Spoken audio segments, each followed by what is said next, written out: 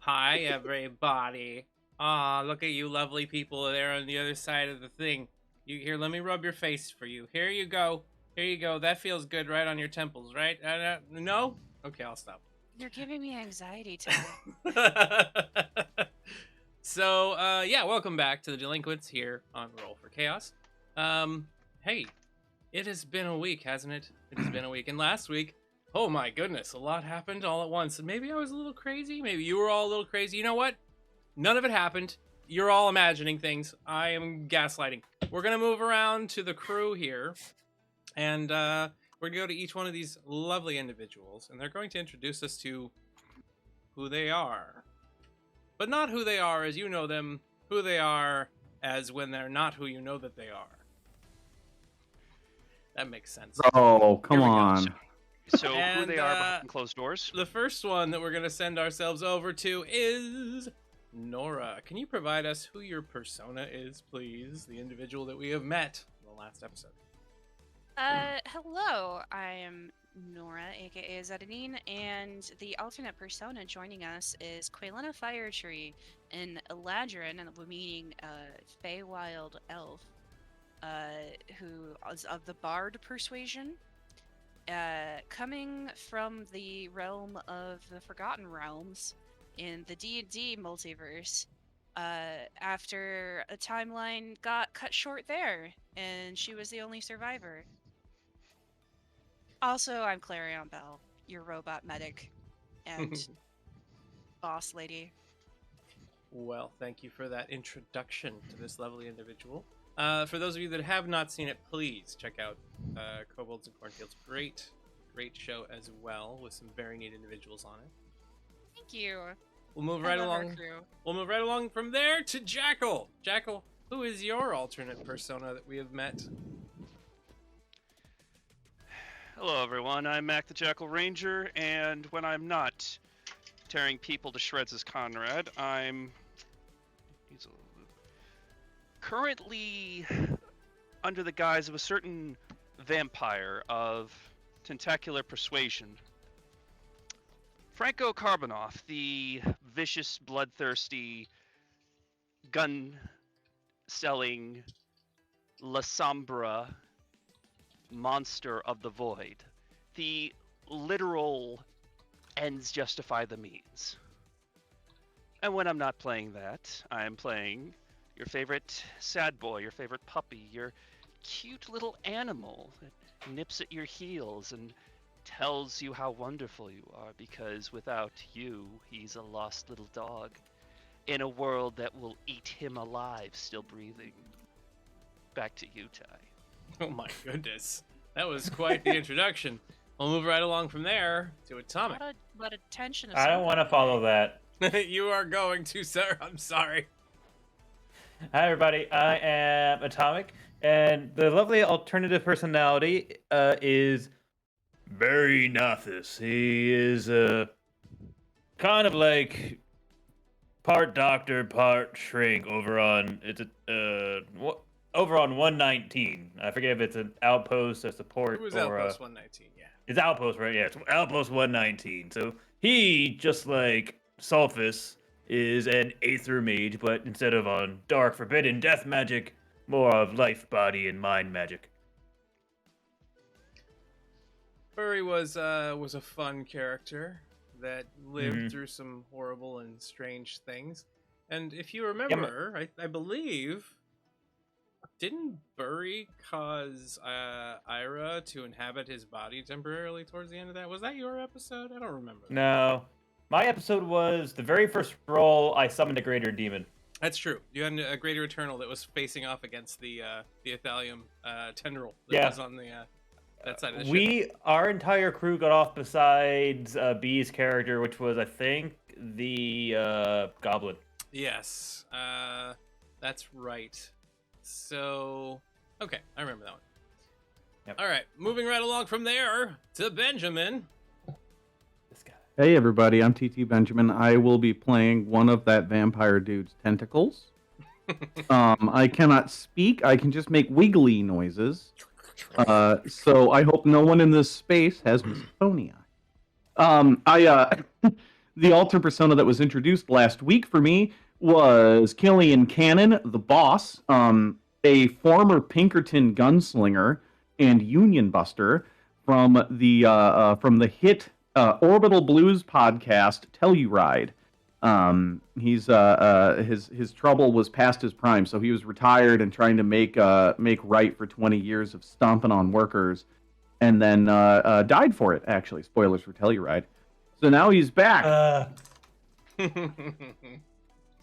That is also a wonderful show. Check that out. Telluride was a hell of a ride on its own, and I can't wait to see what happens in next season with all of those characters. There were some relationships I wish had been resolved a little differently by the end of the season, but you know what? Shipping, you never know if it's gonna work out right or not. Were you also a Bonnie Killian shipper? I absolutely was. I'm sorry to anyone who was a Bonnie Killian shipper. We planned that. That was bait intentionally. So it was fun. It was fun while it lasted. We'll move on from there over to Kai. Howdy, gang. I'm Kai, otherwise known as Kai. I play usually Lei Fei Ariane, the space pirate, but his alternate persona, for now, is Bernhardt Ladlin Vol. He's a peace boy. He's somebody that abstains from fighting at all times. At one point, he was a bard, but that doesn't mean that he casts evil magics on people. No, he hates magic. He's a good lad that wants peace above all things, but has struggles with it, as everybody does. And he died from not fighting. You call it not fighting. He got one attack off, pissed a dude off, who then proceeded to go around all threats to come and kill him just because he was mad at that one person.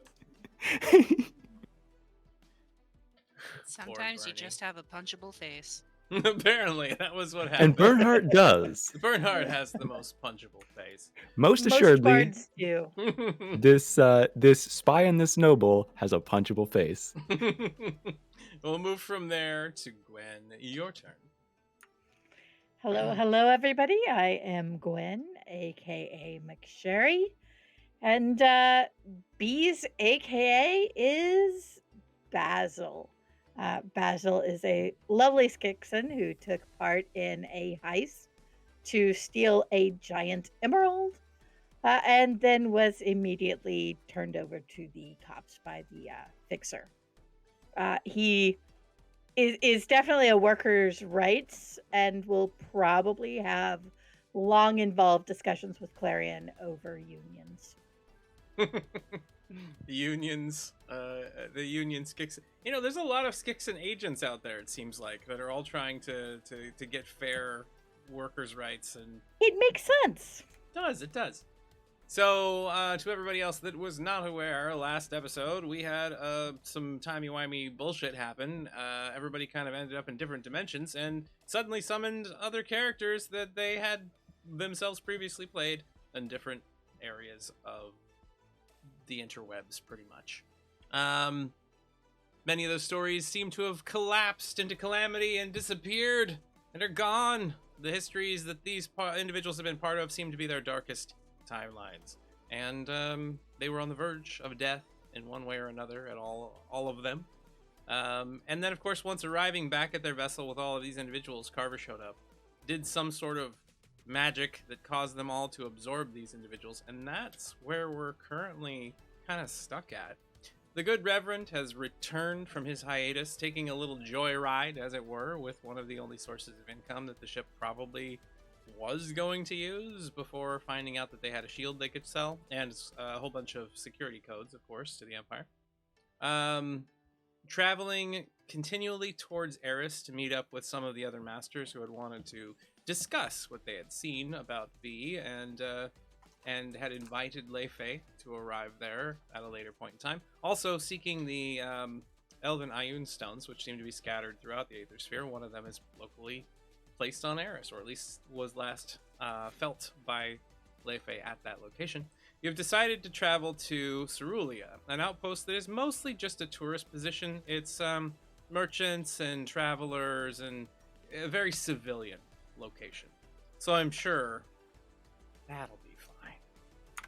It'll be fine. So we open up on the scene of everybody suddenly having all of their personas kind of sucked into their bodies. Each one of you has the ability to summon them at will. Now, if you keep them out for too long, and you have no idea what that is, but I'm sure you'll get some sort of cues from your wonderful and loving GM, you can use them to do your bidding. They are bound to you as the player and to doing things that don't necessarily have to make sense for their characters, but are things that you might need them to do in any given moment. They can act as crew. They can act on their own accord. They can go and do missions for you, that kind of thing that might be necessary as the season continues to ramp up. And there are going to be situations where there are too many things to do with just yourselves. So, first things first, you are now all standing in the hold where this happened. Everybody kind of has this energy slam into them. They stagger around a little bit, and they happen to hear each other's alternate personalities deep within, as like a whispered voice, as something that is at the periphery of knowledge, like a dream that is drifting away very, very briefly. And yet, if you focus on it, it starts to come into stark relief. So, who reacts first in this moment? Conrad! Conrad does? All Go right, for it. what do you do, Conrad, as you're standing there? Conrad is just standing there, stoned out of their mind, grappling with the fact that there is a literal being of death inside of their skull who is literally trying to assume control over all their facilities. So there is tentacles popping out of him, there is werecorking parts popping out of him. He's going to explode. He's going to explode in a few seconds. So, Conrad, you Hey. realize that as this happens, very quickly, that entity that is within you is significantly weaker than you are. And you are able to push him down and aside until he's just an annoying voice in your insides. That was... that wasn't what Elf Man Boxware. Who reacts next? I think Sophus would just go, huh, well, that's unusual. This is the first time there's a voice inside my head that I didn't kill. Huh, weird. While the voices are inside your head, unless I tell you to explicitly, I will be controlling what they say to you and trying to use my best judgment as to what the characters I know of, how they might react, if that's something that we need. So deep within inside, Burry just goes, this is an interesting place to find myself. Are we having some sort of mental break? Yeah, you probably don't want to talk to too many people. This is very much a stranger danger environment. Everyone in there is, well, they're not very nice, and they all kind of secretly wish I would die in some way, shape, or form, so, make yourself at home, but, you're probably not gonna like it in there. So I'm going to be using an echoey voice just to reflect whenever the individuals inside your minds are talking, because that makes it easier to understand that it's not outside where everybody else can hear it. Burry just goes, you are a very twisted and very emotionally unkempt individual. Have you considered self-love? Nope, mainly, consider drugs. Yeah, drugs seem to be the way to go. Drugs are Yep. helpful towards the goal, certainly, but you need a lot of counseling.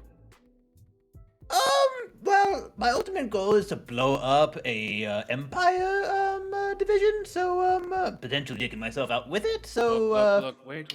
I know that you That'll may be- find yourself on some sort of suicidal path, certainly, but that doesn't mean that you can't move towards good mental health in the interim.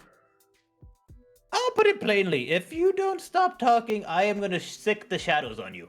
The voice ends inside of your head. There it goes. KM Steer, thank you for the cheers. Everybody gains an ace for tonight. Woo! You won't need those. Don't worry. All right. So that is Sulfiz's reaction. Who is next? I'm gonna have to pick someone at random. B will just kind of go sit in a corner and quietly converse with Basil. So This is odd for her. Basil is inside of your head at the moment, and you hear like a grumping, grouching kind of snarl. No, good. I think that this is a child's head, although it seems to have lived quite some time. I don't know where we are, but you know what? I kind of like it in here. I love the strawberries. Dope-a-dope-a-dope. Don't burn that, Ember. Strawberries are my favorite too. Ember? Yes, my friend Ember. You have a friend too, a rather large one. Zep. It's complicated.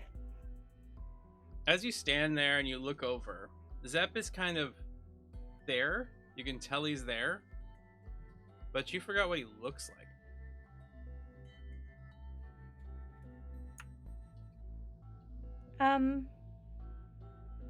Zep? The shadow that is Zep nearby just kind of moves towards you and just gestures like, I'm here.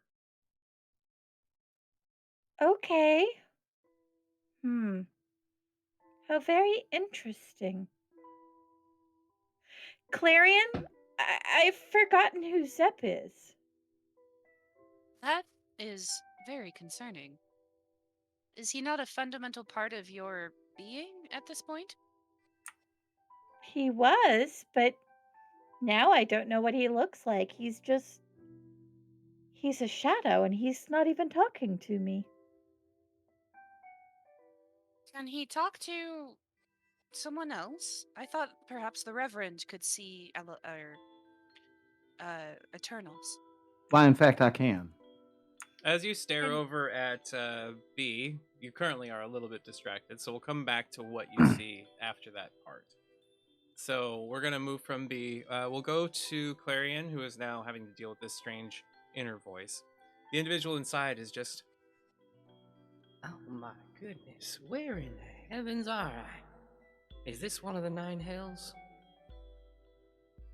I am not familiar with the 9 hells, but rest assured, this is only one of them because of the actions of normal mortals. Oh, okay, well...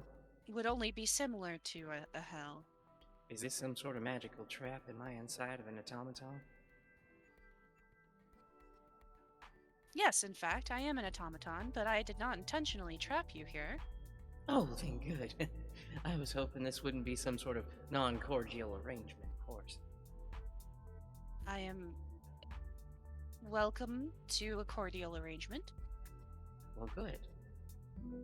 For now, I think I'm gonna sit down and rest. I'm mighty tired, and I think I'll just watch things through your eyes a bit. If you have any insights that you would like to share, please feel free. I am always curious to know about knowledge from other places and, dare I say, modes of reality? Of course. I would love to share some of my stories with you. Thank you. You get the opinion that Quaylana is invested in sharing knowledge and being as supportive as possible, while at the same time also sounds like she's a million miles away and very tired. Legit. We move from there to the good Reverend Parson and his tag-along, who you hear the cowboy voice inside just going, "Now what the fuck just happened?" Hey, not for nothing, since y'all going to be in there anyway. What exactly is in there? What's it look like? It just seems like one really long road into the stars. It just goes on forever. I keep walking on it, and there's like these animals and things that come out, and then they go around it, and then they follow. It's ridiculous. Yeah, no, keep you just keep following that. I'm just gonna follow a path forever. Why, yes you are. That's bullshit. You hear the sound of a gun go off in your mind? From that moment, you see the good pastor himself kind of just look around at everybody. And that's when you notice that the form of Zep is as it's always been. Kind of this blob that's just floating along next to B. Roland sort of regards B and Clarion. No, I can see Zep just fine. But Interesting. I don't see his face. Zep's He never had a face, right? Zep's never had a face, Roland. What do you mean his face? He's just a morsel, a very large morsel, but a morsel of air energy. I don't think that's how he used to be. Mm-hmm. I can't remember. I'm very confused. I need to go lie down. And B will That's- just turn around and walk towards the Towards the bed. cabin. That's probably the right answer. I Everybody's agree. been through a lot recently. So we move over to Kai. Inside of your mind, you just have a strange small voice just going, "Now what has happened here? I don't know where I am. Did I finally die this time?" No. And he enters the fire mine method.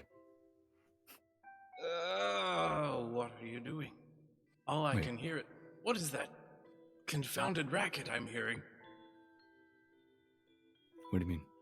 It sounds You like can- screaming music. I'm blocking you out right now.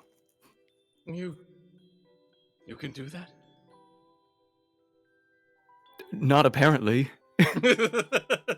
Whatever it is, it seems to be acting almost like your subconscious. You try to clear your mind, but now it's causing you to be distracted while you're trying. Bernhardt starts asking a lot of questions about where they are, why they're there, how come he's inside of your head and not the others? Why did he come to this place to begin with? Where exactly is everything, and how come he didn't get the correct answers about the stars like he had wanted, because everything went haywire in the meantime? It's a lot. There's a lot happening in there. I don't have any of the answers you're asking for, mate. Can they put me in one of the other ones then, please? Clarion! Leifei yells for Clarion. Yes, Leifei? Can you get this man out of my head? I do not know how it entered your head, so the answer is most likely no.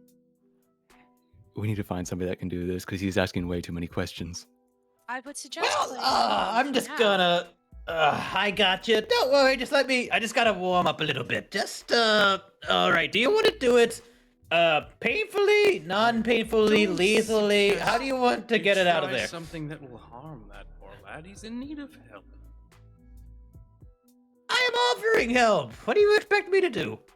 Your method of help is often messy. Well, yeah. Isn't all methods of help messy? Some more specifically, realistically, and viscerally messy than others. Yes. Well, you're an Aether Mage, right? Yeah. Well, you know how Aether magic works. It is messy. Yeah, but you're full of death. And Everyone's I talking. have a Yeah, very important conversation's question. When Sulfus talks to... It's completely out loud. Okay. Yeah, I feel like everyone else might be in their head, but Sophus is so used to talking to things that he just comes out. Umbra. Forget you guys and go to the army. oh, Leifei, if you wouldn't mind just looking this right here, I'll take care of everything. Just okay, you good? You good? I You would ready? suggest Okay, not- okay, we got this. We got it. Okay. No, as your doctor, I know Maintain exactly how eye many drugs contact. you're taking. And If I'm he gonna pulls out a drill, I'm judo flipping him. I'm gonna invoke look into my eyes. All right. You use look into my eyes. What do you attempt to do with it? I'm basically just gonna try to force an emotion of like. I'm gonna try to force an emotion onto the man inside of his head, but not onto Leifei. All right. So you're doing a surgical strike of emotion. Got it. Give Yeah, me a I'm magical trying to roll, basically- please. Yeah. And I think there's a resistance roll to it as well. Leifei, you'll have Bernhardt roll tough. That is a 19. If you beat a 19, it doesn't work. If you don't, then Sulfus, you're gonna tell me what emotion Leifei is feeling. Excuse me. Bernhardt is feeling. Bernhardt's feeling. Do you need the character sheet still? I'm having a hard time getting into Unity. What? If you could roll it, please. I can roll Yeah. it for you. That's fine. I'll try and fix that soon, but I just can't get in. Have you updated your Unity recently? I'm trying to. Okay. I'll get him. All right. Where are you at, little Bernie? There's Bernie. All right, Wow. and tough. Or he's not very tough. No, he's not. He gets a 13. Ah. Yeah. So what emotion is Bernhard feeling? Sophus is trying to convey like peace and tranquility to the point where like trying to force him into a meditative sleep state, like Okay. calm, serene, just like everything's fine, just like relax. So Bernhard, staring out from within your eyes, Leifei goes, "Oh no, they can do it here too. He's charming me. Oh, and it's working. Oh goodness. Oh, this is nice." There it is. Just relax. Sophus is here. It's okay. And his voice calms and slows, and then you start hearing gentle snoring in the back of your mind. All right, there it goes. All right, I will take my fee later. I'll just put that on layaway for right now. But Layaway, yeah, sir? Miss Bella, you could probably learn a few things, but I'm just gonna go make some tea now. Job well done. I'm entirely unclear as to what actually happened. Yeah, well, once you get at my level, it will become apparent. I assumed He's- you used magic of some kind? I have no Yeah, idea. it's really all I have. Give me a magical Right. roll from Quaylena. Oh, I don't have her sheet open You right don't. now. I would If you recommend. go to if you go to NPCs, you can find it. Yeah, it is in there. I would recommend. Okay, got it. When you have that sheet open, taking the little tab and bringing it down to the bar at the bottom and just dragging it onto one of those numbered slots at the bottom. You can close and open it at will if you just click on that in the future. Okay. He is really good at silencing the voices in his head, or my head. True. I'm not When sure you what deal with a bar you're chorus, it's talking easy to about. handle a solo. What you was that, know? Nora? I'm not sure what bar you're talking about, but I found At the bottom of Fantasy Grounds Unity, there's a section that has 1 through 12 listed on it. Oh. If you drag the little token onto that, it'll quick bar it, and then you can click on that to open or close it anytime you want. You can do that Got with it. your abilities. You can do that with maps. You can do that with your character sheet, with anything. That is fantastic. Thank you very much. I will do that. All right. So then give me a magical roll from Quaylena. So the equivalent in D&D would be like a charm person style spell that was just done. That's how she Oh, I know identified that it. one. Oh, so boring. You, Pedestrian. Selphus, you don't put a fee on layaway. That's not how that works. Just in case you didn't know that. I think you said Layawayther, actually. Ah, that's a good joke. Let fail. I know what I'm doing. It's fine. Lay Fay away. So, all of you have this happen. So we have Selphis moving back to his bed. Conrad taming the wild beast and not feeling so great about all of it. Quaylena resting within Clarion's mind. We have B now speaking to Basil and their friends while having a faceless Zep, and you've gone to your bed as well. So since everybody else seems to be stepping away, Leifei, I'm assuming you back to captaining or piloting the ship, since nobody's doing that right now. I'm good at it. Where do you head, Roland, and where do you head, Conrad? Conrad, do you stay inside the hold with everything? Conrad is just gonna self-soothe by doing some mechanical work. Okay. Well, the vessel that that Roland brought back, you'll probably check over that, make sure it's in good shape. You could get a pretty penny out of it still if you do end up selling the thing. Yeah, a few gold. I thought we were gonna salvage the power unit in there. Mm-hmm. This is Conrad. Self-soothing is priority right now. Salvaging is later, so they're, if anything, gonna make work for themselves and then come back a little later to undo it. Right now, they're just trying to find their center, if it makes any sense. That makes sense. You need to start tearing something down so you can start building it back and just keeping your mind as clear as possible. Doyle, thank you for all the subs, my friend. Everybody gains an ace. So many 2 aces. aces. Yes, looks like 2 aces for the night. We can only go up to 3, right? Only up to 3 from the aces you gain every episode, but when our audience sends them to you, you can go above that. Okay. You just won't be gaining an episode ace if you're already at three or above. Yeah. So yeah, you have lots of opportunities here. So where does Roland go? Roland will head up to the cockpit, which is where feel like he usually hangs out anyway. You start walking up towards the cockpit, and as you wander, you hear the voice of your newfound friend walking the path inside of your mind. How do we now see... let's see how I want to do that. So there is a path in front of you that seems to be winding and sometimes broken. It is something that never seems to be ending, Killian, as you're walking up it. The sky itself is a pattern of stars that seems to be repeating. The fields and villages and buildings around you seem to be flickering in and out of existence.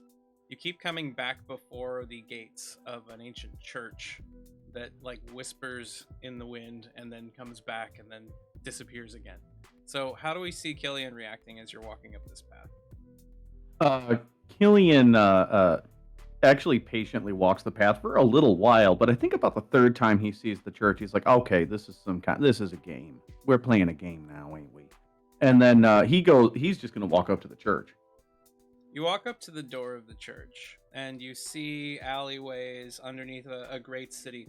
You've probably been in a few places that are resembling this in your life before. The city stacked on a city filled with the disparate, the homeless, the disenfranchised, the ignored, and the wastrels.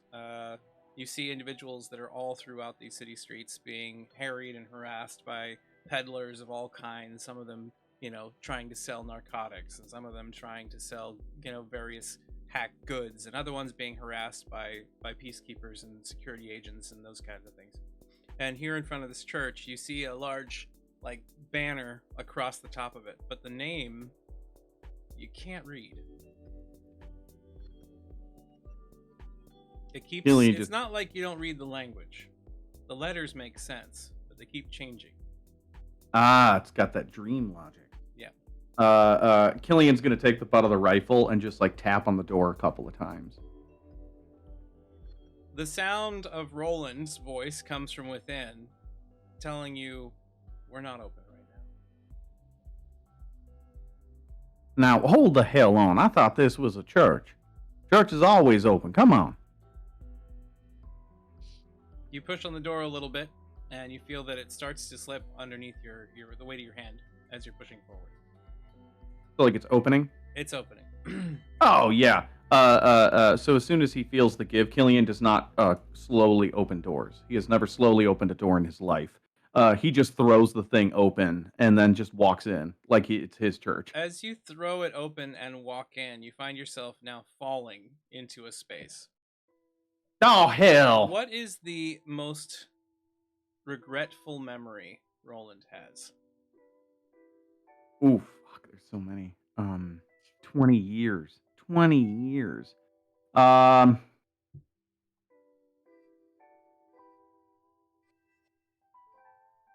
the most regretful memory that Roland has. Not Killian. Okay, that's a little different. Regretful. Man, Roland's whole thing is not regretting stuff. He's not a regretty boy. There was a trying to kill his good buddy. No, not that. Atomic in Discord is trying to kill his good buddy Sulfas. Thumbs up. There was an opportunity that Roland could have killed a pretty important person, I think either in the DAD or one of the DAD sponsors. And for some reason, this is before he had gone full hardline determinism. He just didn't. And then within 3 weeks, his little insurrection fell apart because he spared this guy. And that has kind of followed Roland forever. So Killian sees this play out in vignette by vignette, seeing the individual, someone who was very dangerous, who was likely putting a lot of weight in the area already and making it harder to live there. And in a moment of what Killian probably sees as weakness, but maybe a little bit of, that humanity or that soft emotional state, allows them to go. And then later, you see that individual coming back in forces. You see gunfire, you see loved ones and cared individuals all falling in the streets. You recognize immediately what these individuals meant to Roland. You can feel his emotions, which is a very strange thing to be caught up in the middle of. And as that event happens, you see a darkness wash across them. You remember them. You remember walking through them and understanding that this was Roland's memory. But you notice those moments now are gone from Roland's mind. Are they still in Killian's? Yep. Oh, that's fun.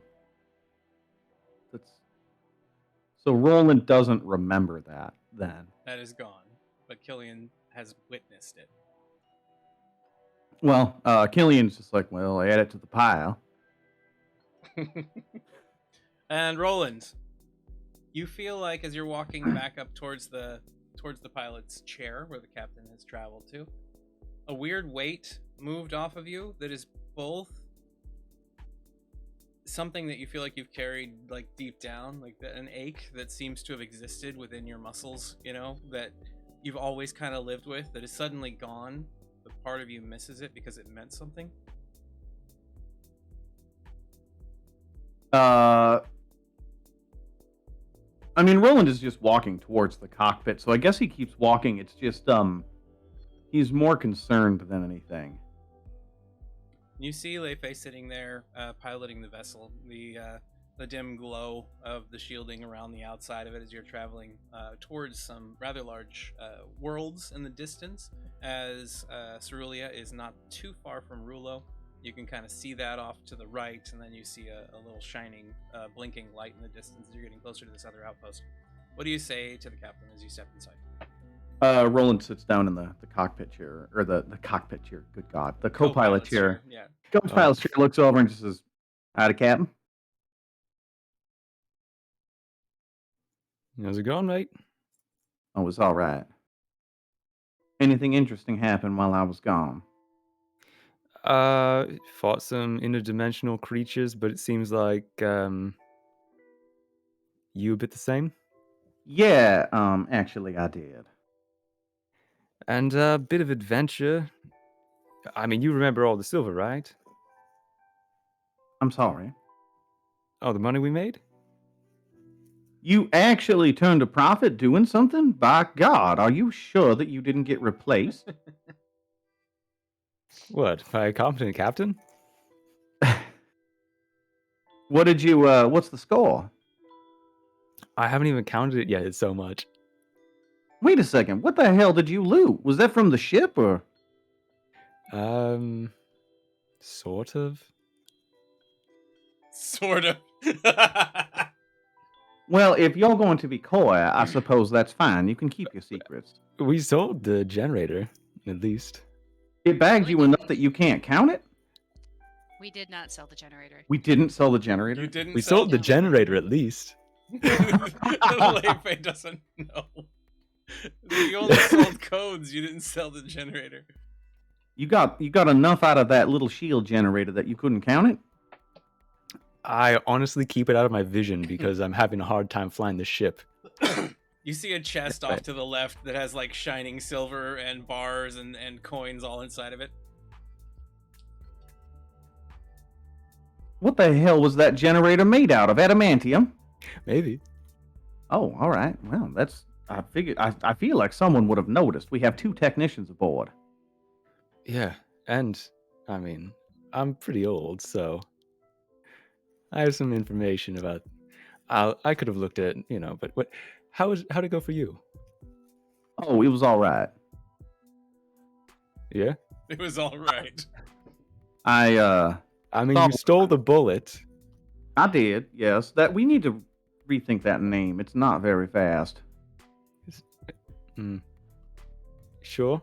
I flew it in how pretty much- fast. Depends on how much fire you put behind it. I spent quite a bit of time in it. Time passes very slowly in there. Oof. How long? Anywho, I saw what I needed to see out there. Come on. What do you mean, come on? You flew away off into the sky, off to somewhere else, and you're not even going to tell your captain what you did? I had to ask the universe a question, the kind of question you can only ask when you're alone. And I had to be real alone to do it. That's all it is. Okay. What was the question, though? Come on, I'm... Why don't we test your memory? Because I asked it to you. Pop quiz time, Captain. You can't do me dirty like this. You said you are very old. It has made your senses sharper, hasn't it? Made you wiser? I have like this madman in my mind asking me questions all the time. I have a madman in my mind with a gun. You should consider yourself blessed. All right. Can I get some hints? You've asked me a lot of questions. Well, that's usually how philosophizing goes. But anyway, I'll go easy on you. I was just having a bad day, and the path's been showing me stuff that I ain't agree with, and it set me right. That's all it is. Oh, like a candle got blown out or something? Yeah, kind of like that. I would say I would describe that as candle going out, but a little bit more apocalyptic. You understand? The hell are you two talking about? Gillian, we're talking about visions. You ain't got visions? Does Killian have visions? No. I mean, I guess if he drinks too much. You give me a few shots of some whiskey, maybe. I wish I could include you in the dialogue, Brother Lei Fei, because it's I feel like you might get along with this one. Maybe. Oh, But you I can hear don't it, know who Lei you're Fei. talking. Really? Fireman. Yes. He kind of pushes that out if he can. You feel a warm sensation against your chest, and you're able to hear the voices going on inside of his head. Oh, you can hear All right. it. Yeah, I can definitely hear him. Anywho, this is Killian. He's a bounty hunter with a lot of guild. Who's your new friend?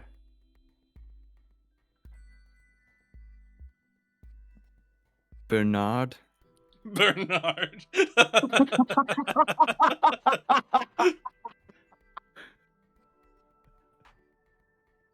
Bernard.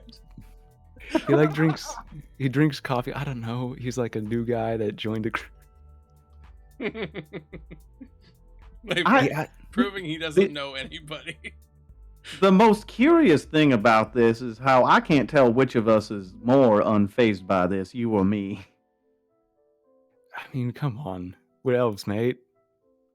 Yeah, I suppose. That's true. So we move from that scene while they're flying over to Clarion, who has moved. Did you follow B when she went to lay down, or did you go to your own space? I think she took a moment to just keep track of where everyone was going and then followed B. Okay, so we see you come into B's room. Well, you're at the door frame to B's room. Yeah. While B, you're kind of laying upon your bed, staring at the ceiling. You can hear Basil's inside of your mind, who has just been like, "It's okay, it'll be all right," and is trying to comfort you a little bit as you're laying there. And then you hear the knock of Clarion coming in. Come in. Yes. Hello. Are you all right? I don't know, Clarion. I feel like I lost something, and not the same way I felt that I lost something when the captain died, or even when Red Iron died. Yes. But something of me. Ah, yes. I can never be sure if my memories are truly my own or have been untampered with. So I can imagine what that might be like for you. Yeah. It's exactly like that. I I know that Zep had a face. He had to have a face. We talked. He gave me hugs. But now he's just a cloud. Do other Eternals have faces to you? I don't know. He's the only one around right now. If we find another one, I can look and see. That would be something to consider, I think. Do you require any assistance? No, I think I'm okay. Basil seems like a really nice Skixon. Um, That they've is got good. really pretty fur. Oh. You And hear then him say Clarion thanks. tries to get an idea of what Quaylena looks like. Or yeah, well, I mean, Quaylena was on the ship, Yeah, but you saw Quaylena, so you've yeah. already committed her to memory visually. Ah, yes. And then wait, this is all very new to me. It's new to me too. I mean, Zep always talked to me in my head, but it's a little different now that Basil and Ember and Teeth all live in there. There are 3 of them. Yes. Did do what are Ember and Teeth? I don't have any images in my memory bank to match to them. They are our friends. They're friends. Ember is little and kind of green and yellow and pretty and likes to burn things. Ah.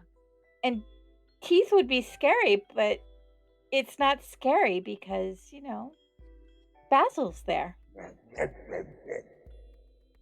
That's So, right. like a vicious pet that has been trained to obey its master. Kind of, yeah. Except I don't know it's so much a pet. There's definitely not a snoot to boop. I It's see. just a jacket full of teeth. A lot of teeth. And a really cool trench coat. Yes. Very well then. If you need something to distract you, I believe I can hear Conrad working on the lifeboat in the cargo hold. Perhaps you could add your artistic abilities to the restoration. I could. I can make it so much prettier. It doesn't really look like a bullet yet, but I can make it look like a bullet. Thanks, Clarion. And Bee You're will quite jump welcome. up, give Clarion a big hug, grab her markers, and run back towards the Clarion attempts to hangar. reciprocate. It's a little awkward. Hmm. And Quaylena is probably in the back of her head like, that's not how you hug. Exactly. Lean into it. So you head out from there, and we see inside the same space, because all of the rooms inside of this small ship all occupy technically the same space, but changing through that whole interspatial thing that's going on with the inside of this vessel. We see Umbra standing within his room. So as you walk in to get some rest, dealing with all of the things you've had to deal with, and having someone who is trying to psychoanalyze you the whole time that you're in there, you hear another voice, and you see the shadows in the room all kind of flood up into the ceiling and the wall like they're trying to escape something. As you see Adira within the room again, standing there nearby, radiating his own energies. He looks at you. Oh, isn't that interesting? You've got a new friend, it seems, and there are a few others aboard the ship. Yeah, there seems to be quite a few of them. It deals with that whole, time, space, warp, tearing, fraying thing that apparently is going on right now that we're all, apparently caught up in, so that's, lovely. I'm concerned by what I have seen. I seem to think that this is more than You say mere that while looking like magic. that? Oh, come now. You know that You don't see the sometimes... irony in that? Are you calling me ugly? I'm calling you unique. I take that as a compliment. So, I don't think what you have gone through is your typical, divinator, time mage nonsense. It seems stronger than that. Yeah. I'm finding it difficult to remember. Are you experiencing the same? I don't remember what specifically. Various times in my own history. By choice or not by choice? Not by choice, of course! Does Umbra appear to have any like random holes in his memory? Give me a time you're trying to think back to. I think back? I think the very first thing he would think of, since he would try to think of a happy memory, would probably be back younger childhood days with his family. All right, give me a brains roll.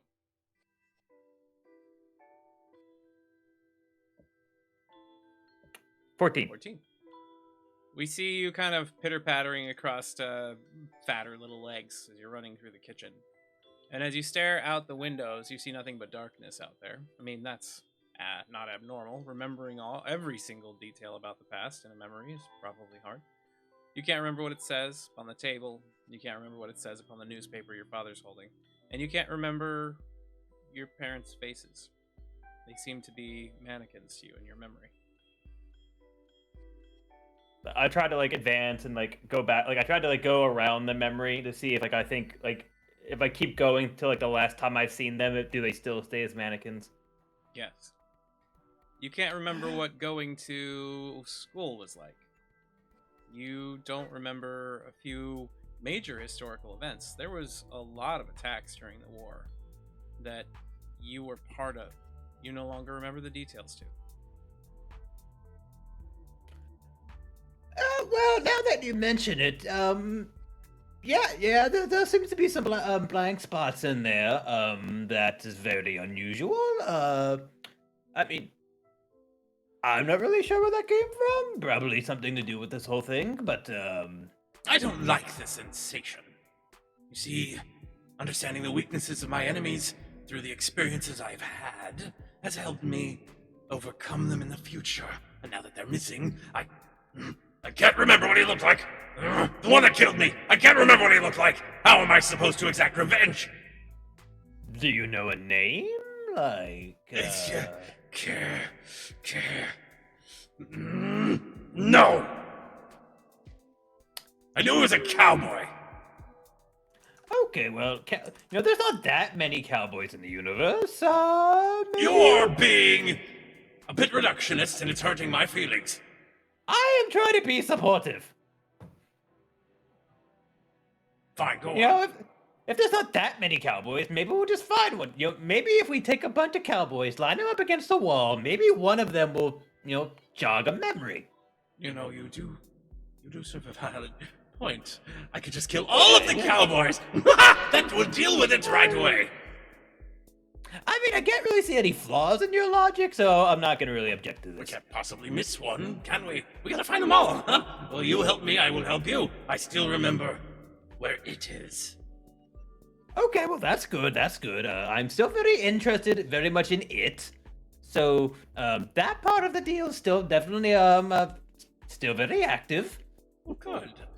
Glad to see that things are well, that things are progressing nicely, and that we will be on our way shortly, I'm sure, to... Yeah, we're just making one small partial detour, and then we'll be going right back to, where the thing is, it's just a small little dip, and then we'll be right back. A detour, you say?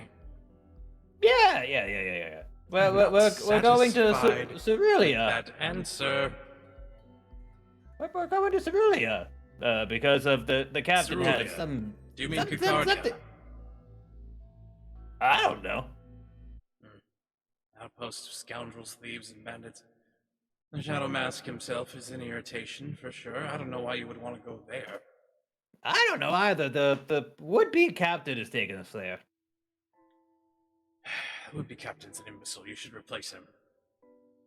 What do you think I've been trying to do? Sometimes you gotta throw these kids a bone. Let them Yeah, you mean like stand on skeletons? their own Yes. feet. Surround him with skeletons. Pull those out of his own body. Strangle him with his own skeleton. I'm working on some things. They're just not ready. They're not ready. They're workshopping right now. I see. They're You're weak. You're workshopping. not strong enough to do this. Yes, I understand. Hey, if you want to summon skeletons, go right ahead. I could do it maybe in a little bit. I was leaving your ship alone because I thought maybe we were working together. If it's okay for me to summon skeletons upon it, that's fine with me. Could we put that in as a plan B for right now? I You are still being like so it. indiscriminate.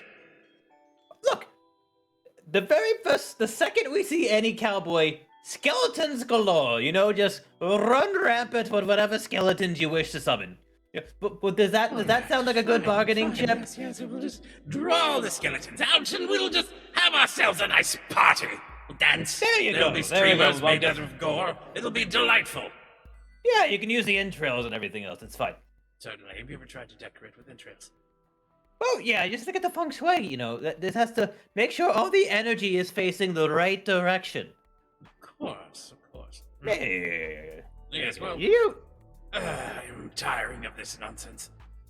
I am going to go and harass someone else for a bit. Good night. All right. Have a good one. Then the demon exits your room. So we now move to Conrad. You have pulled apart and put together some of the ship, the skiff down below, the bullet, as it were. And you're in your second phase of like rebuilding the front end of it when Clarion walks inside.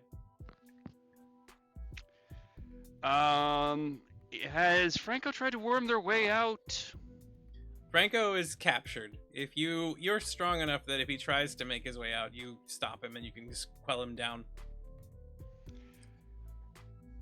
Yeah, Conrad is gonna, do two things. Punch Franco back down just a little bit. Do a few more things, try and punch Franco back down a little bit. It's gonna be an ebb and flow. Occasionally there's gonna be, little tentacles sticking out from the landscape around as Franco tries to speak with the not-to-be-bothered Conrad. You hear the voice of Franco in one of these last outings. You cannot hold me down here forever. I will find my way out. I will wiggle out of your face. I will devour your entire soul. I will rip you apart piece by piece by piece.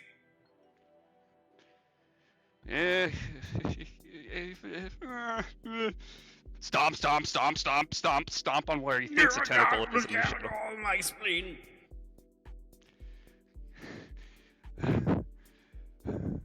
And that's when Was it 16 psi or 17 psi for the torsion bit? that's when Clarion walks into the room with you. Knife pops out and puts in the wall right next to her. 16 psi to answer your question. How are you? Ship. I'm doing all right. This new These thingamadoodle. apparitions contraindicate that. Tries to buff out the black tentacle slime from where he was stomping. I don't know what you're talking about. Quaylena starts flooding your mind with information about the old gods. Clarion's face goes blank for a second and she just goes into a blinking routine. I see. Is your guest... Has your guest made a pact with elder beings from the vast darknesses at the edge of the multiverse? And Clarion is as unsure as you have ever heard her about all of this new terminology. I don't know. Let me check. Do you have a flashbang or something ready? I'm gonna open up and ask him. I have my PDO, as always. Set it to kill. I'm gonna open the door. It is always set to kill. A woman after my heart. And Conrad eases up a little too much on Franco. There's a flash, and Conrad kind of sinks to the floor, and suddenly Franco's standing in the room with you. Franco, Hello. how do you react as Conrad is temporarily knocked out of the equation?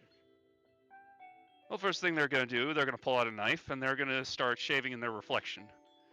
So, you wanted to talk? Yes, hello. Should we be properly introduced? You're not a raving animal like this one. No, in fact, I am an automaton.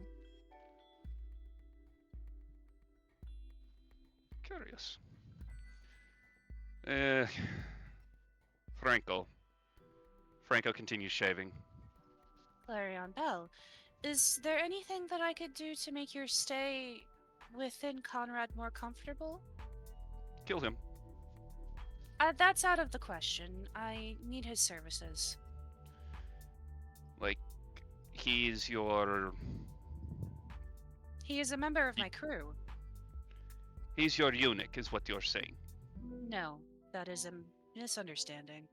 Well, he certainly acts like it. I am What is given his to purpose here? understand that he has romantic feelings, perhaps, but I am not available at this time. Who is this Ivania woman he keeps hiding from me?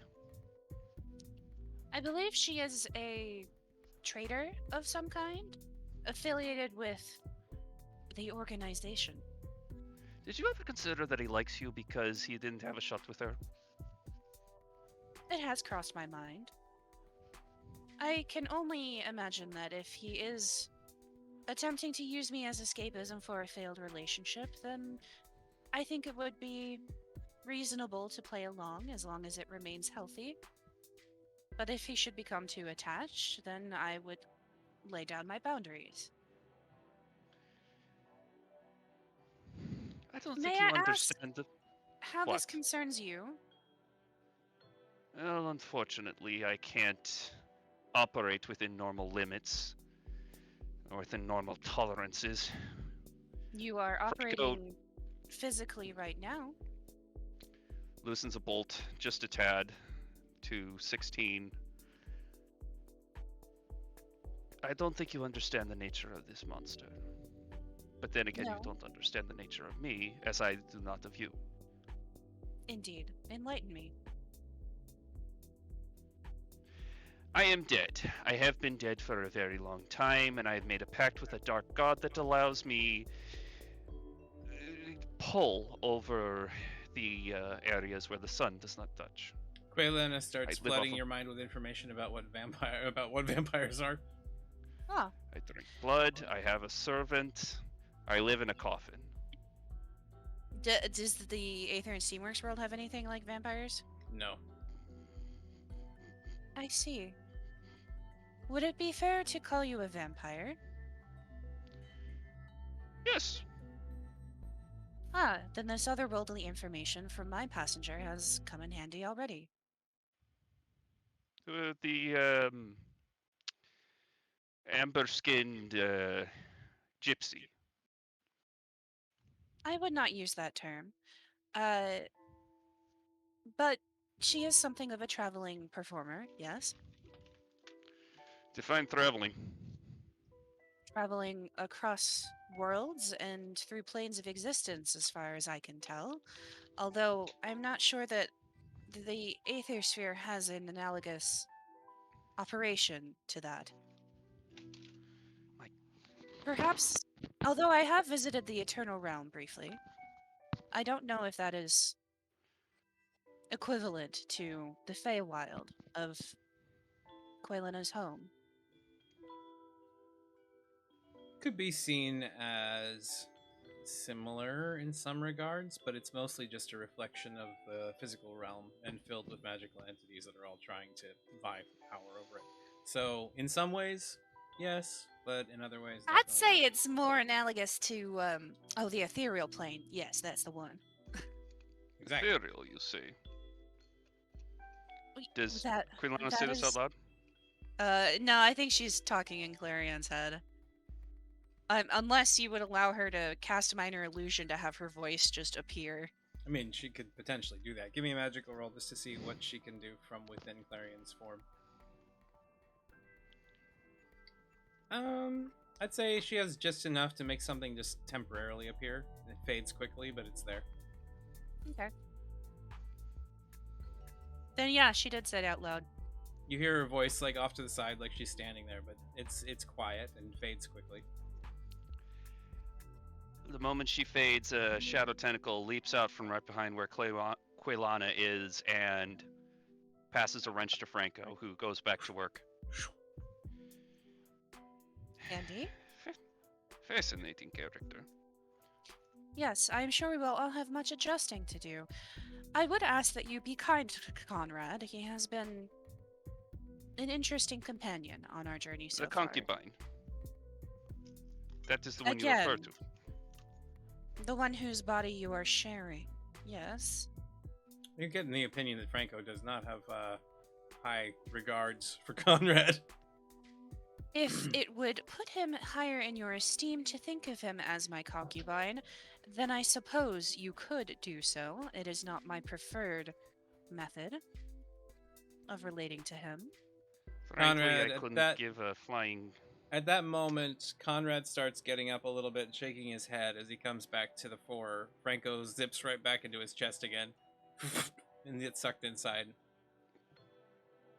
That is... Conrad stares up red as a radish. It's just... punches himself in the stomach. That is You see Conrad disconcerting. bowl Please, over. do not injure yourself. And Clarion rushes over and puts an arm on his or a hand on his shoulder and one on his back and helps him stand up straight again. All right. So as we see the two of you coming together to take a moment after that weird encounter, we move back to the cockpit where Leife, you see the outpost coming up on you. As you're getting closer to it, you can see the bright lights of Cerulean, and then there's a flicker, and for a split second, the outpost seems to be in two different places. More run down, more damaged, more decayed, and then it's back to normal. And then it flashes again in your eyes, and you see it change once again, and instead of Cerulean, it says Cacardia across the signpost.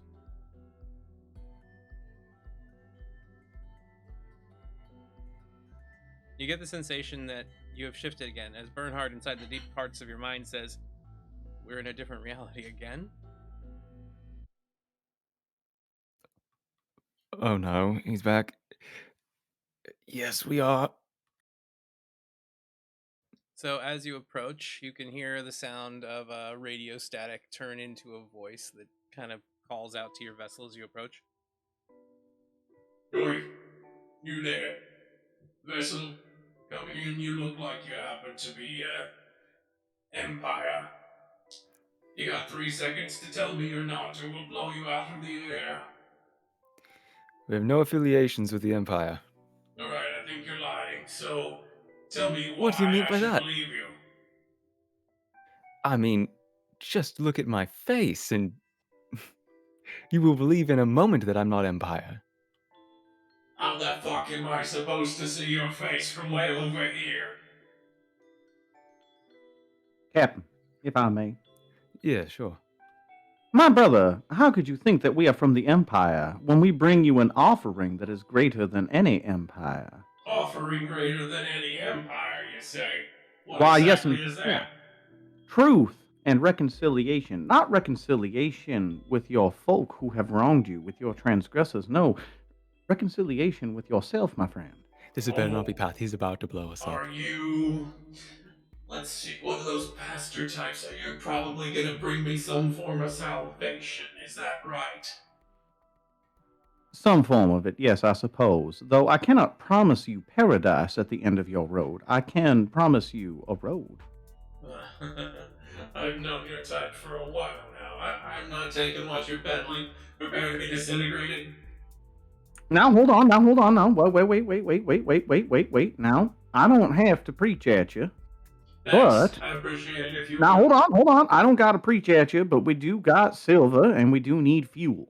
Oh, now we do here at Cacaria speak the language of the true holy relics that are money.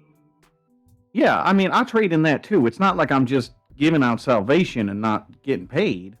You know what I'm saying? Prosperity gospel, if you understand. Now the truth comes out. The realism that what is... You were a fellow worshiper, my friend. Oh, yeah, I worship at the altar of wealth. Yes, that's totally what I do. Well, we have but a meager sum. However, fuel is fuel. We could stop off a sample of the libations of your wonderful station, and then move along without having said nary a crossword to anyone. Tell you what, modest sum of 2,000 silver, you can jettison it out in the capsule. We'll pick it up, and then we'll just ignore this little strangeness that happened. Not Killian, Jesus Christ. Roland looks over at the captain and then hits the mute buttons. 2,000 silver. There's no way. This There's rinky-dink no way. operation What is is this just trying to find a way. What do we do? What do you want to do? Run the blockade? Say no. They'll get silver from us by us going there. B Killian, runs in to grab her markers and says, "No Mute- gods, no emperors!" and then runs out. It's a shame it was muted at the time, but yeah. Oh. Killian hits the button. God, I keep saying Killian. You do. I've got chat saying let Killian handle this. You could. You could bring him forward. All right, let's go. So Killian, seeing these idiots doing a poor job of negotiating and having dealt with some back alley scum his entire life, how do you step forward? What do you say? Roland's demeanor changes, and then Roland tips a ghost hat down at the microphone. He hits the unmute button, gets his mouth real close to it, and just says, "Listen, you son of a bitch, we all know what this is about. How about you let us land and then we can negotiate man to man?" Oh, a tough guy, eh? Let's see. Yeah, sorry about my crew. I'm the boss around here. It's about time I spoke to someone who was actually in charge. What's your name? Gillian Cannon. Ooh, good moniker. It ain't a moniker, that's my name. My moniker's the boss. Oh, well, I got two. It's a twofer, you understand? Yeah. Of course.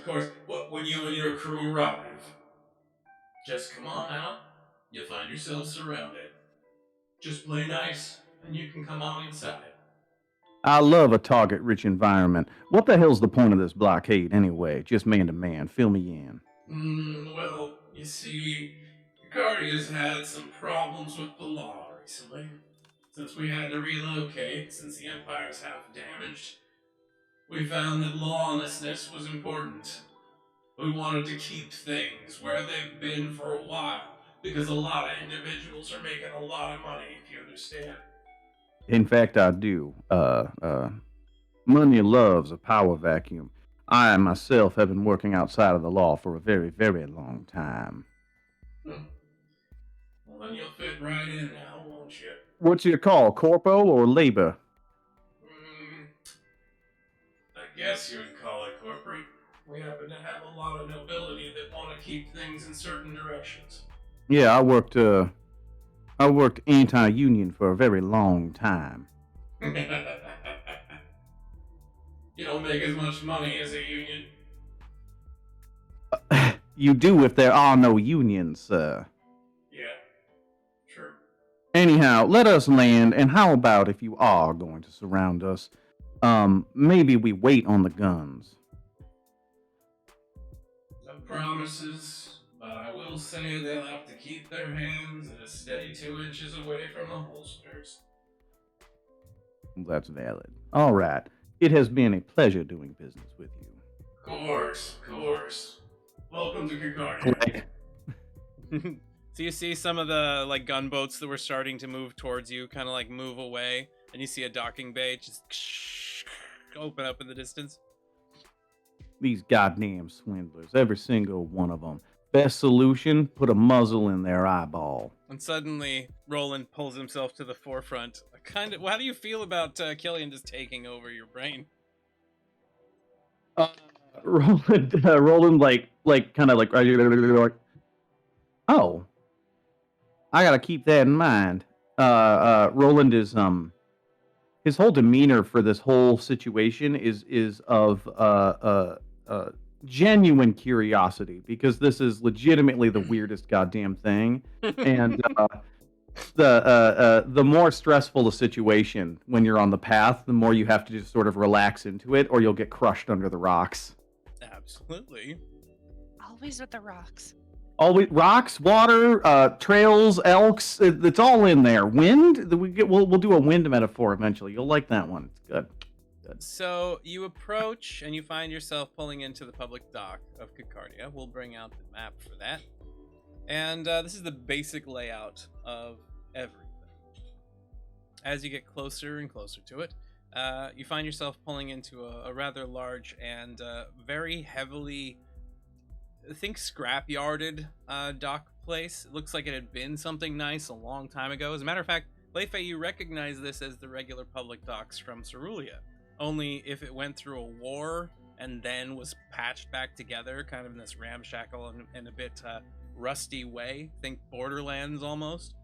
So as you stand there, you see these thugs, some of them with, arms that are missing or legs that are missing, replaced with mechanical augments.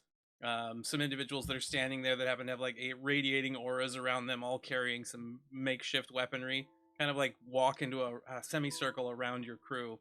And an individual with a face that is mostly robotic mask that seems to be blinking with lights and is obviously a dwarf, kind of marches over towards you. And then he just goes, All right, which one of you is the boss? So Roland kind of looks over at Leifei. Whatever you do, just look tough and tell him the boss is busy. So everybody else has come down off the gangplank at this point with the captain and crew as you have arrived at this outpost. It doesn't look nearly as pretty as you thought it was gonna be, because you've been to Cerulia before with the other party, and now it's called something else and looks like it went through hell. Clarion, you were purchased from here, or helped to be traveled through here a long time ago, and this is not the place. Your optic sensors are looking at it and saying error, incorrect, error all over the place. Conrad, the last time you were here, you did some shady deals. It wasn't like this. Umbra, this looks normal to you. Excuse me, Mr. Dwarf? Sir, can you tell me where the ice cream is? Because I Shut don't up, see child. I don't deal with your kind. it. Excuse me? I don't play with little girls. I'm sorry. I'm not that type. Roland gives B a little nudge, and then like a nod. B will start up a wind blade. You see wind? You see wind starting to like build up around B, and all of the individuals standing in the half circle immediately like raise or grab a hold of their weapons and start drawing them up. Now. The promise was 2 inches from the holster. Now the boss is busy. We're attending to his business. I don't like dealing with lackeys, and I don't like dealing with idiots. Keep your weapons, all of them, including the magical ones, where we can see them. Well, you can see it.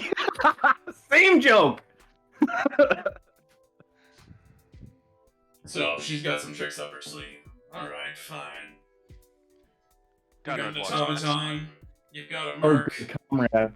you've got an XD8D agent. Umbra, is that Hello. you? Yeah, it's me. How you doing? What the fuck are you doing here, man? I'm kind of in a joint leadership, joint ownership position with this crew. So I am just kind of, I'm managing, I'm helping lead, teach. I'm in the neighborhood, That's my Oh, ship sure. they're on, so I'm Like- allowing them on. Like usual. He's probably, what, 3 blind eyes, crazy, and freaking just sitting inside of your ship, and what, he just comes on board, just decides he's just gonna live there with you, and just causes trouble all the time, and then makes your captain's life hell. Does that sound about right? It's been pretty cool so far. Yeah, he's been see. effective in a multitude of situations. He makes excellent tea. So you're all liars, I get it. So the boss is busy. I'm afraid he is. So who's his lieutenant? Who's the first in Well, The I can't first say mate? I am joint owner, Yes, so where's the I first feel mate? like, I'm Wait, no, joint you're not owner. taking This is first mate this is from me. actually my ship, so I feel like I am in a position where I could speak for the vessel as being owner of the ship and co-leadership of the crew here. Conrad pushes both of them aside. Yeah, I'm the second lieutenant. What the hell's going on? I was looking for the first mate, not the second lieutenant. Oh, you said first. You said second lieutenant, then you said first mate. Are you going for the second lieutenant or the first mate? Who the fuck can be in directly in? I just need to talk to whoever's in charge. Hi, I'm right here. Start talking. All right. You see him step forward and he puts a gun barrel to your chest and pulls the trigger. Bang! Give me a Holy defense unleashed. roll, Conrad. What? Okay. If it hits, I have a reaction. All right. So do I. No one do anything. No one. You can't tell me what to do. I'm telling the player not to do anything. Oh. I was gonna say, technically, I Ace. think he's telling you what. There's not an ace to for do. Manica as well. Critical failure. Oh, another ace. Wait, you said strong or tough? Tough. Okay, then. Then that's. Never mind. Tough. 10. I'm gonna. One last shot. Wow. There's another Roland doesn't give you an ace. critical failure. Oh. I'm gonna just run. Come on! Jeez. Come on! Kill me now! The dice Reaction? just really want him. All right, to so the take gun, it. the barrels of this massive hand cannon just boom and start going off right into Conrad's chest. What are you doing, Sulfiz? Well, as per usual, I have it must have slip, and I have +2 for it must have slipped for range defense. Can I put that on to when I'm doing it for somebody else? You can using chaos, but +2 is not going to be enough for his 9 to succeed with. No, but I still have to do the actual roll. I was just gonna try to basically move the barrel, like without. All right, so you're trying to move the barrel. Actually, no. Sophis, he doesn't like this person. Sophis would just try to make the gun go from his chest, the Conrad's chest, to the guy's own chest. So just like flip it over. Yeah, just flip it over and just have him shoot himself. All right, give me a magical roll. At the same time, Roland, is there something you're doing? Well, Roland was going to use alter angle to give Conrad 21. 2 more aces, but this is way funnier. So we'll save our. 21 beats a 20. So he puts the gun against Conrad's chest, pulls the trigger, and as the trigger starts to come down to depress, old Umbra just turns and flips the gun. Boom! Right up against the individual's own chest. The gun goes off. Suddenly his chest cavity just and you see a big hole appear, and that individual just goes and Conrad falls stands over. with the knife, clearly shocked about it, looks around the room at everyone and goes, "All right, anyone else want to fuck with us?" And you see Anyone the other guards that were standing there, or whatever they were, the greeting party, look down at the guy that hit the ground. And they look over at you. No, dude, you're cool, but you're cool with us. Yeah, these guys are fine. All right. You see them like just turn, and go, "Welcome to Kakaria," and they turn and they start walking away. Conrad's gonna duck down, slit the guy's throat if he can, remove the head, Ow! onto his belt, and drag whatever remains behind him. What? This is very uncouth. Why would you do this? You pick up his You should head, and he's first. still talking to you after you've cut it off. Yeah. I can't sense my legs. I can't sense my legs. Shut up. You will not shut me up. I can't believe you cut off my body. Umbra's doing this under the head, like. There's aces granted to everybody from KM Steer out there in the audience, by the way. Selphis, is this you? Are you making him talk? Is this some weird puppet thing or? I would love to take credit for this, but this is actually unusual. This is. Where's the strings? Put me back on my body. Put me back on my body. It's This very will nice. teach you to be rude to children. Franco reaches out from Conrad's mouth, just disintegrates the guy's jaw, and they just hang them on the belt. I'll Kratos and Ymir from Bullet Boy. And you just hang him there from your belt, just making awful noises. Still dragging the body. Don't forget. Dragging him, I know. That's unusual. Anyone else? Yes. Yeah, Conrad, this is a bit macabre. This is Oh, Tuesday. not that. That's fine. But like the This is whole like Tuesday. it's still going. Like Yep, it shouldn't be yep. living. Is- Yes. Is this purely cybernetic, or is there some sort of undeath component to Give this? Can I me scan a him? brains roll if Clarion's trying to figure it out. Yeah. Critical Okay. failure. You have aces. All right. Everybody has lots of We aces. That's all have better. aces. 24. So you can see that there is some sort of life support system inside of this individual's skull that is keeping his brain from dying. I would suggest finishing whatever you intend to do with this person's head soon, Conrad. If you intend to kill him, he will die once his reserves run out. And how long is that? Get How down long is that? You'd anticipate with what energy you see supporting this. It's a very small A stone. Maybe a day or two. An A stone. Yeah. A day or two, which is longer than I had anticipated. It is a clever design. Yay. You If hear it's that, getting Frankie? heavy on the belt, I can make it float for you. Okay, No. this is nonsense. And then Roland just takes one electrified finger, touches the head, and like You don't. shocks the No, thing. you don't. No, you do not. No, you do not. I'm not done with this head yet. What are I you need it for other planning on doing with this, Brother Conrad? What exactly is the point of all of this showboating? You could What do you use it think the for point of all the intimidation. showboating is? They showed up, they tried to put a gun to our head. We're going to show them we're not to be fucked with. And they said we're fine. We don't need to wear him. You don't, but I do. Oh my Are you going gosh. to help me loot this body, or are you just going to sit there and preach? Did somebody say something about this ice cream here? I think I'm ready to split up. There used to be somehow- ice cream here, but I don't know if it is still here. So as It you're all looks so standing there, weird. you're all standing there in the thoroughfare. There's a large walkways that head all the way around the exterior. What would be the exterior of the circular shape of this outpost? You can see the void beyond these large glass and energy charged windows. Some of them cracked and fractured. Then some of them happen to have bolts and plates kind of placed over them haphazardly. You can see engineers occasionally walking over to some that you see air just suck out, and they'll just and you see sparks and individuals working on those.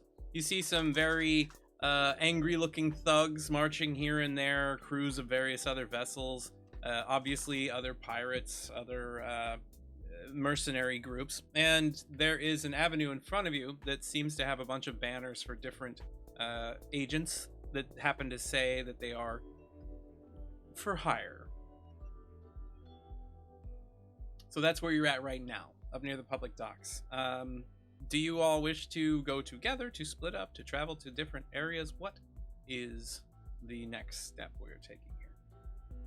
Although, also, where's the money currently at, and who has it? Yeah.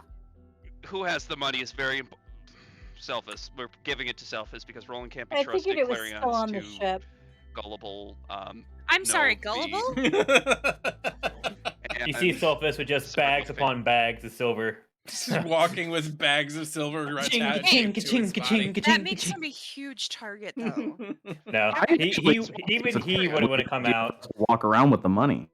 Yeah, why wouldn't we just like hide it on the ship in the disappearing rooms and just have like spending money on us? Yeah. Or better idea, how about we take a quarter of that money, leave the rest on the ship with a landmine on top of it? Because why not? My ship. I know it's your ship. But But it's I don't also want you my damaging money. my ship. Hold on, I have an idea. I got us Roland, that money. Thank you very much. Roland starts to like concentrate, and he's going to try to physically manifest Killian. All right. You spend one overload. Killian appears in front of you. What was he saying about it? What was he? Sorry, I got to switch voices here. It's really hard to do two southern accents. What was he saying about an empire? I'm familiar with the authority, but The Empire is terrible, and we are fighting to overthrow it, right, Clarion? You should see my mural. It tells you all about it, and it's going to be beautiful. The Empire is the current dominant political system within this aether sphere. We are operating on the edges as a crew. You could call us pirates. Well, that's The fine. Empire I've lived in the is gray area my whole life. very well. And then she just basically gives like a brief summary of like the conflict between the elves and the Empire, and just how things came into the current situation. So, But I Nothing. am not sure if So- that applies here. so the Empire sounds a lot like the Authority, with a little less Right. murder and a little more paperwork. The only thing that is surprising to Killian, this is all very boilerplate to him, is there's elves now and dwarves and stuff. Anyway, the whole point of summoning Killian was Roland excuses himself. Tell you what, I will watch your silver, and we'll let someone who actually knows how to operate in these spaces handle it. You weren't doing a horrible job. I think it is our dynamic as a group that needs work. I'm pretty sure he would have gotten us shot out of the sky, ma'am. Fair enough. So, Roland heads back to the ship to keep an eye on the silver. Also staying in communication range in case maybe you need to order said silver and have it brought back to you. Anybody else stay on the ship, or does anybody send a persona onto the ship? Conrad's definitely gonna go walking side by side with Franco. Franco just Seeing as how they appears next to you. wrench themselves out. Franco, this place looks like some of the dark, shadiest alleys you've had to deal with in the past, with some of the seedy underbellies of society. Of course, it looks like it's also in a hell zone, like a war zone, war-torn city, maybe the underbelly of Russia. Who knows? Can we not mention the hard R word in the midst of, the world being the world right now, please? Sure. Does Basha. anybody else do anything with their persona? B will ask Basil whether he would rather, or whether they would rather stay on the ship or come and get ice cream with her and Rolly. So that's up to you to decide, although from the way that Basil was written before, he's not so much of a seedy underbelly type and more just someone who's trying to fight for people. So this place is probably very scary to him. In which case, she would let Basil out and leave him to help on the ship. All right, so Basil heads back with Roland towards the ship, just kind of walking, green jacket, just, shining in the light, looking very out of place compared to most of these other earth-toned and grisly-looking individuals. What about I think Kaylin? Clarion... Oh, sorry. Oh, go ahead. I think Clarion sees Roland kind of like out Killian and is like, interesting. Let me try. And Quaylina pops out. All right. And she immediately is like, well, all right. Are we shopping or are we shopping? Is she going to what's travel going- with the two of you? Yeah. Okay. Leifei.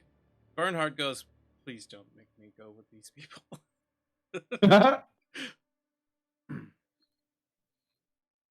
Go with anybody. You're staying right here, mate. You going to have him stay at the ship? No, in my In your head? Okay. He's still in your head. trump card. This guy must be super strong in some way. Why would he be such a coward if he didn't have some dark secret or some power or something? Yeah, who knows, right? So, he's going to stay in your head. And what about Burry? He's staying in there. Burry is Empire, and you don't Yeah. know if people here know that or not. Yeah, but either way, Sophus is kind of... He almost is completely just writing him off right now. So, Alright, so he's he's just not even paying him mind. He's just like in there. So we got Franco and Conrad walking side by side, Quaylina and Clarion side by side. We've got Roland and Basil on the ship, so just the two of them. Yeah. All right. I think Sophus would be tagging along with Leifei just because he knows Leifei was the one that wanted to come here, and now he's just curious. All right. Because he has nothing else to do.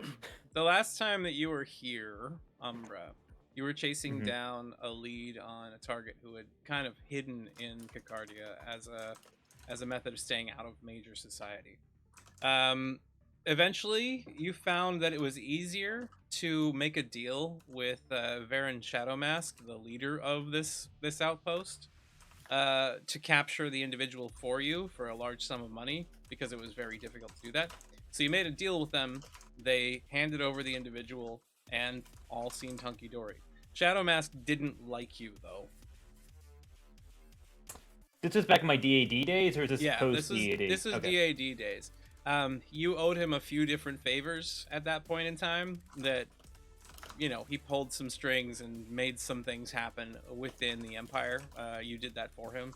So there were a couple of big heists. There were a bunch of people murdered. You got in trouble by the authorities because of some of your deals. And that was basically where that left off. You didn't have necessarily a antagonistic relationship with Varian Shadowmask, but you had one where He's not a neither one fan, of you, yeah. neither one of you like how it turned out. Yeah, got it. So, in this moment, you have a lot of places you can go to. You're all kind of traveling of your own accord. Where do you head to first? And do any of you group up, or is it all together as a group? I think Killian will take the initiative and just be like, so now that we're here and shopping, what exactly is the plan? Is someone in charge of this, or? Well, Yes, we need fuel for the ship, which And comes in ice the cream. form of A-stones, and yes, resupply on food and other supplies would be essential. By the way, Killian, Koilena is just fully out and just elf ears, out to here. Killian is behind. It's actually hard to get Killian's reaction to things because he wears opaque round sunglasses. They are impossible to penetrate. Aether stones. You mean like this? Franco takes the head off the belt and holds it over their heads. You can see the A-stone just kind of hanging from the from the side of the housing on the thing's head. Yes, in fact. I don't think that'll take the ship very far, but bigger ones would. Yeah. Franco is going to rip out the A-stone and put it in a nylon pouch.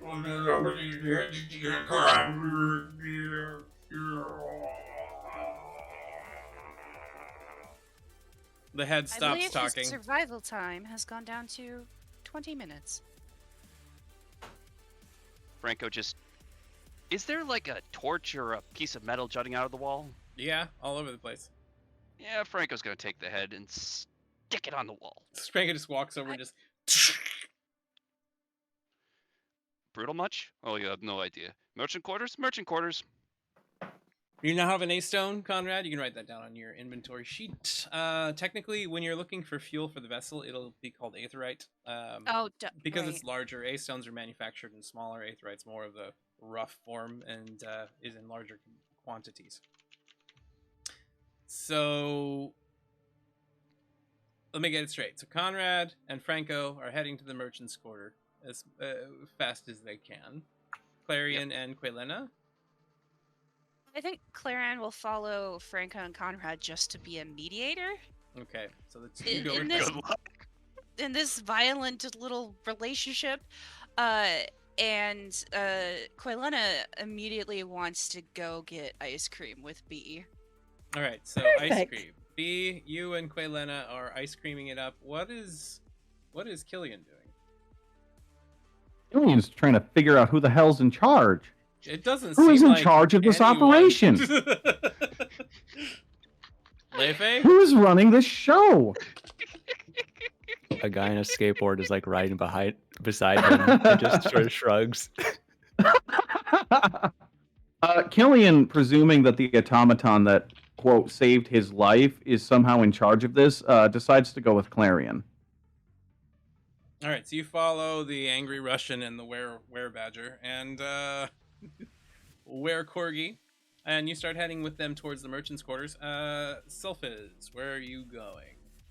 I'm just following Lefe because he Sophus doesn't really have a reason to be here, and Leifei wanted to come here, so he's curious. So he's just kind of tagging. He's like shadowing him just to see what's going on. All right. Now, Selphis, you remember that you need a rather substantial amount of A stones for your extraplanar spaces in the vessel, so your room doesn't collapse, and so that the hold doesn't collapse as well.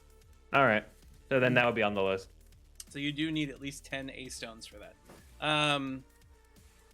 Leifei, UCB, and Quaylena start walking, looking for ice cream, kind of skipping down the aisle with a bunch of thugs and angry-looking fellows and, you know, weird gang members, some of them fighting each other in the middle of the streets. You see someone vomiting from overindulgence in alcohol, drugs, or booze, or all the above, whatever. Where is Leifei going? Since I believe the others are going to the merchant's quarters to get the supplies that we need for coming here, he's gonna be schmutzing around trying to listen in and taking off his headphones.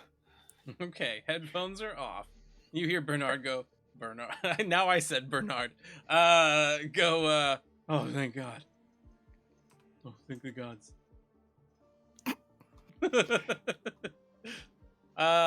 So. Hey, Selfie. Yeah? What do you want? Is anything about this place bothering you much? No, why? Well, this place looks like a pit. And? Well, when I was hearing about it initially, and when we are planning on coming here to get supplies, and I don't know if they're going to have the supplies right now. Long story short, why is this place like a pit? Well, this looks right for me, but looking right for me means that this was, So approximately how long ago was I here? You were here 300 years ago.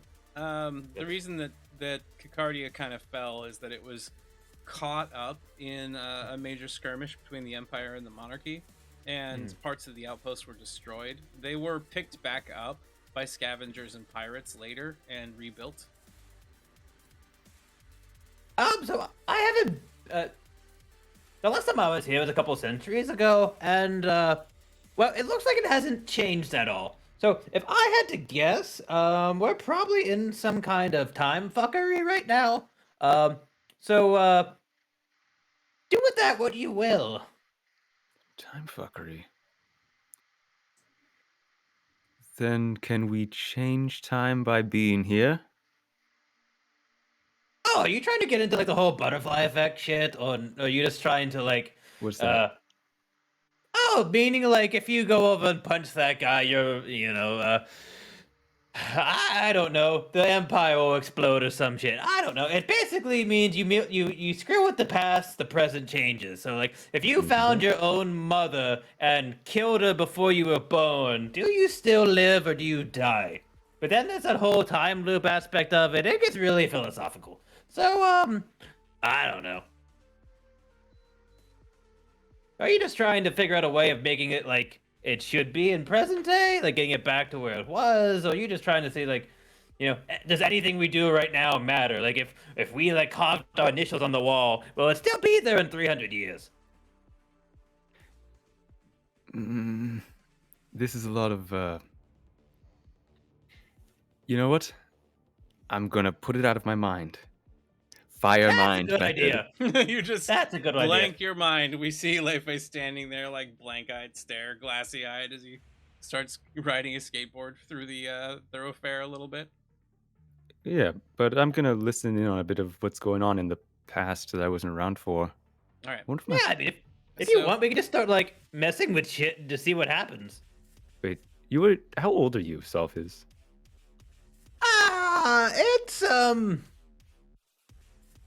It's been a while. I'm obviously not as old as you, but I'm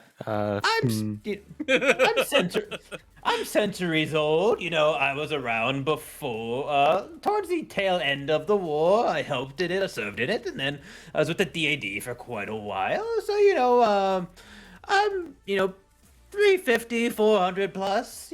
Somewhere in there. No, you're definitely older than me, mate.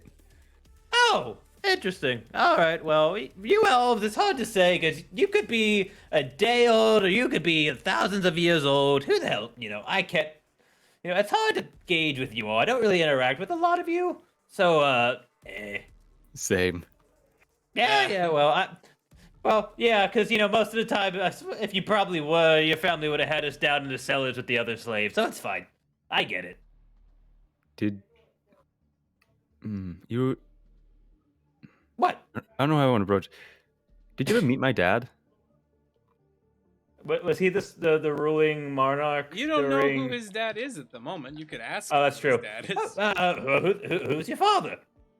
Right. Leife Ariane. And that's true Ariane. So my father, the old monarch, yeah.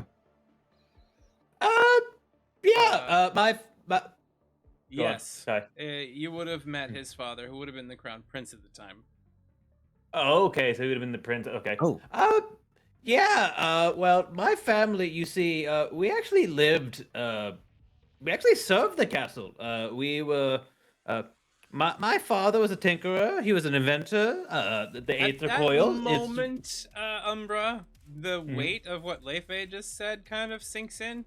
Kaelin Aranea is the leader of the Tael, the entire opposing faction against the Empire that used to belong to the monarchy. Is the true, well, the last king who was supposedly having no heirs whatsoever. The fact that Leife exists means there could be a power struggle at some point. It also could mean that if anybody finds out, he'll be a big-ass target for a lot of individuals.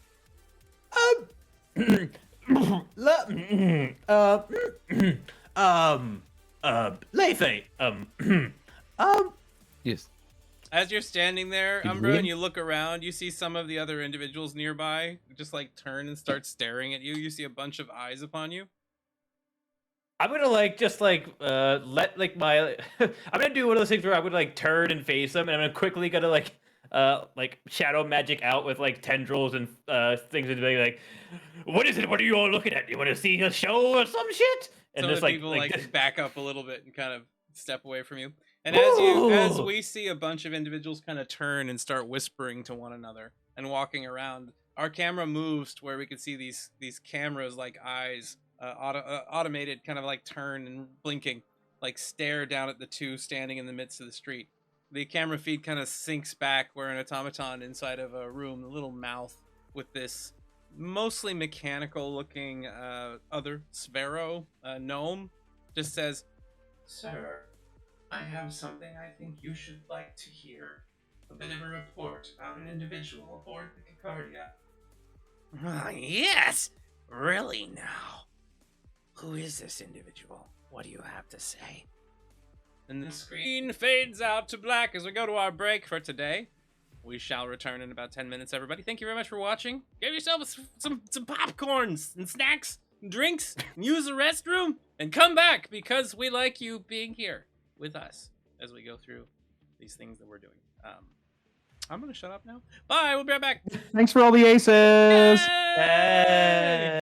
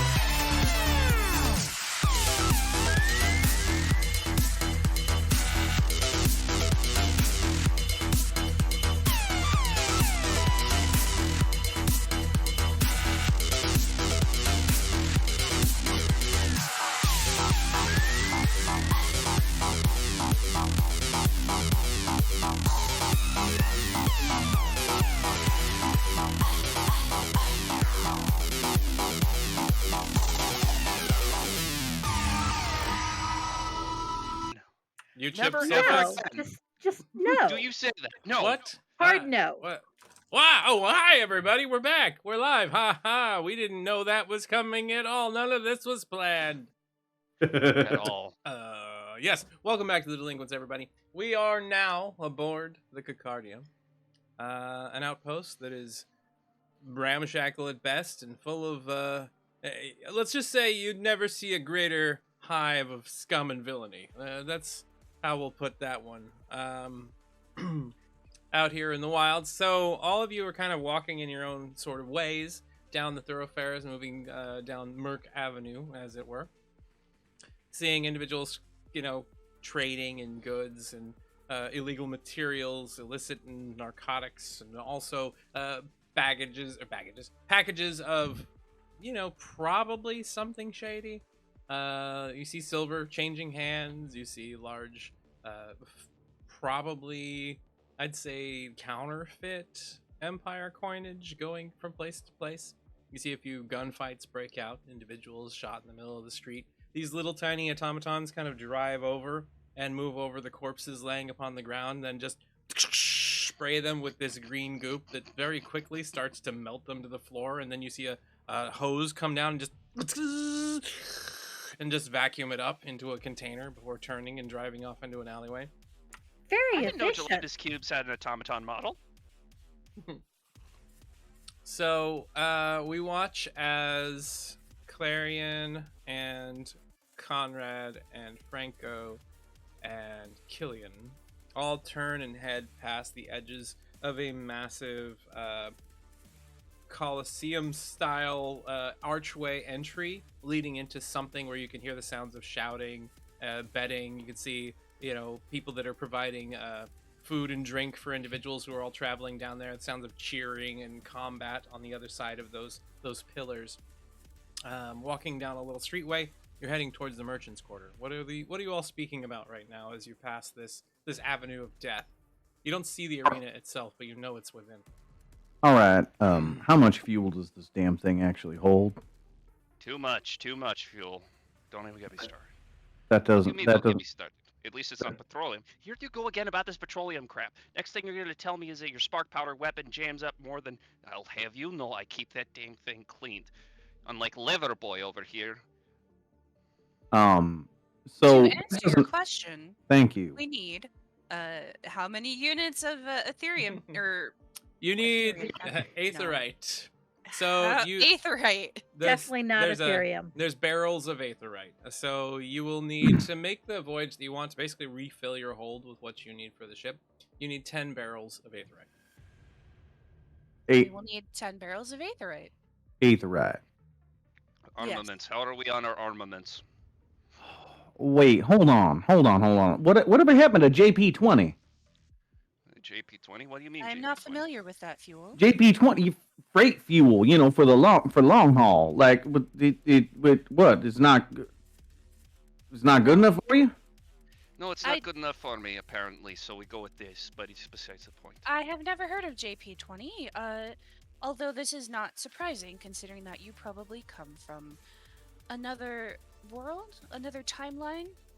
I'm not exactly sure which quadrant I'm in the galaxy right now. Galaxy? Yeah. Right. When and where are you from? I was born on Earth in let me think here. I got to do math now. Damn it. 2219. Last I knew, I was on Deadwood over near Iron. I was just south of the capital of Romania in the year 1945, I believe. When your associate dropped in from the sky, I thought he was someone else. 1945. Yes, I've been around since what you call First World War. I don't even know what that is. How far ahead in future are you? Hold on. Everyone, now, Killian, So like... the two of you must be from different versions of the same world, but in different timelines, perhaps. Listen, do your people still bleed here if you shoot them? Yes. No. Unless you are an automaton. No, we're invincible and immortal. Yeah, of course we bleed. No, last I knew the year was 2277. What's the year? What is the calendar here? It's I see 96 where you're at.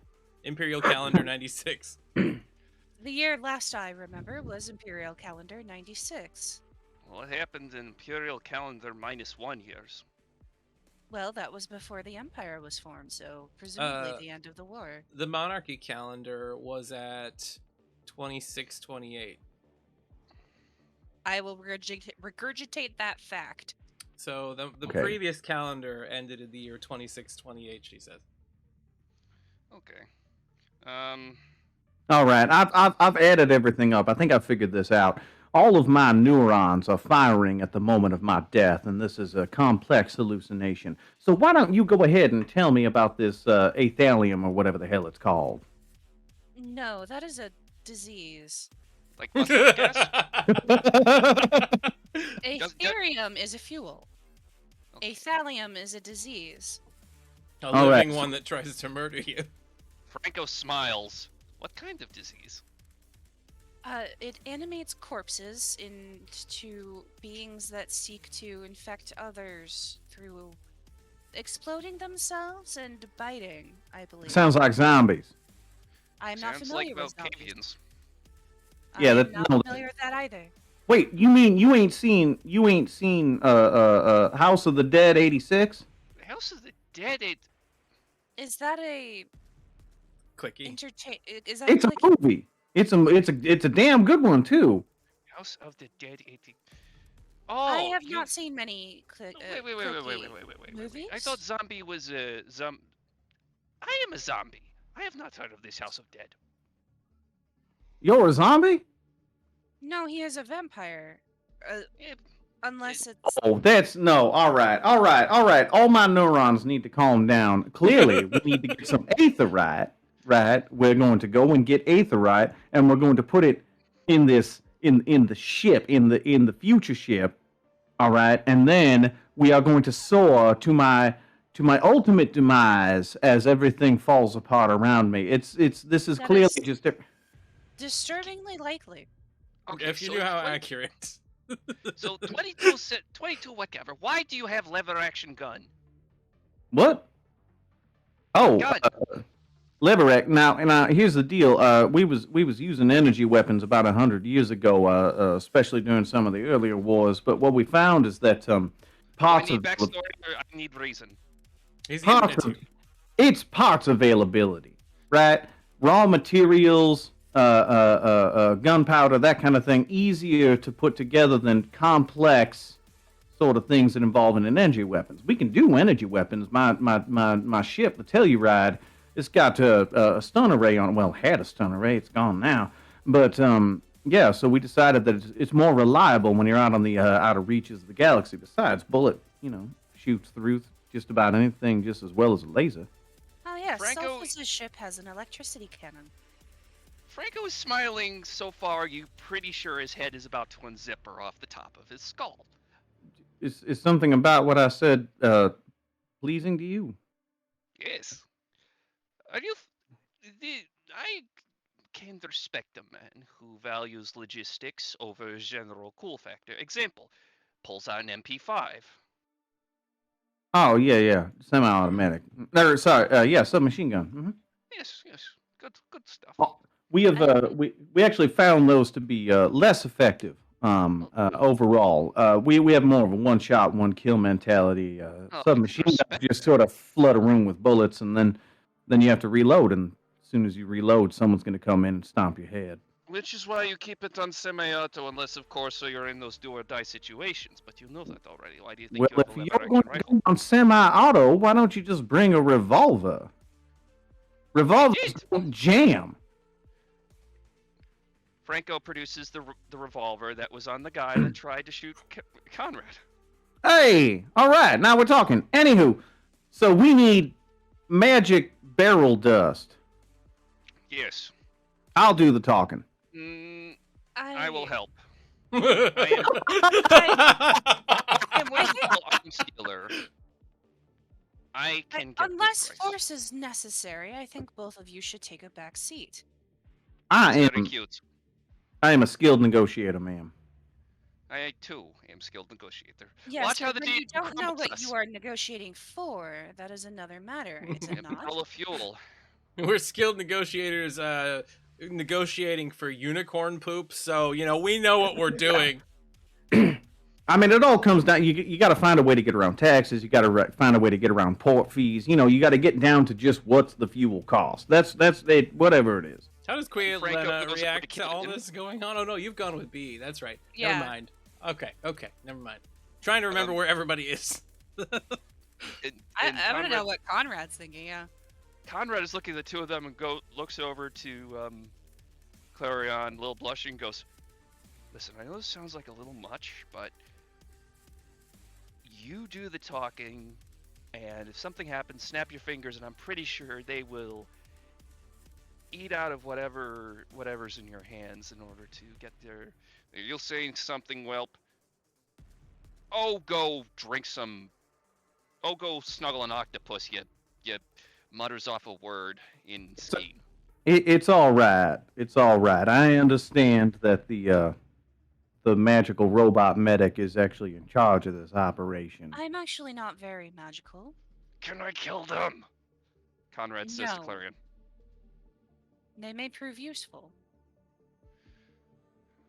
In You fact, see- Killian already has. Yeah. See,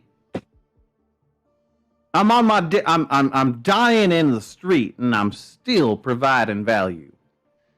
If that is how you prefer to think about this, then go ahead, although I would prefer that you keep your mind in the present so as to ensure your survival. I can't keep my mind whatsoever, ma'am. It is decaying. It is bleeding out as we speak. And Franco's already heading over to where he thinks the Aetherite is. So you're walking towards the merchant's quarter, where you can see, obviously, a lot of trade deals happening, and large crates on top of platforms and whatnot that are being moved, carts and things like that out of the area. So you start heading in that direction. And this is where the party kind of splits, as we see B and Quaylena heading in an opposite direction towards the smell of food, thinking that maybe they'll find ice cream over there. So we see you hear the sound of a loud, wet squish and the scream of a crowd and the sound of shearing metal against flesh and bone. You can see off to your right these pillars that kind of lead into this massive shape that seems to be some sort of coliseum or arena nearby. And Quaylena, what do you say to B, or B, what do you say to Quaylena as the two of you kind of start heading past and you see your other crewmates going in the opposite direction? Oh, sounds like a gladiatorial contest. I think you're right. I don't remember it here last time we were here, but things are weird. You've been here before. Yeah, it was called something else, and it was a lot cleaner and shinier, and there was a really good ice cream cart right over there. I don't see it. Neither do I. Oh well, let's explore. Well, all right. Are you looking strictly for sweets, or will anything do? I mean, ice cream's kind of my favorite, but maybe they have good sausages, because the last sausage place, it kind of blew up. But I did learn I can swim in meat. Do I want to know? Probably not. Anyway, let's go look for food. Yes. So as you are kind of wandering around the corner, Zep kind of like whooshes nearby you. Just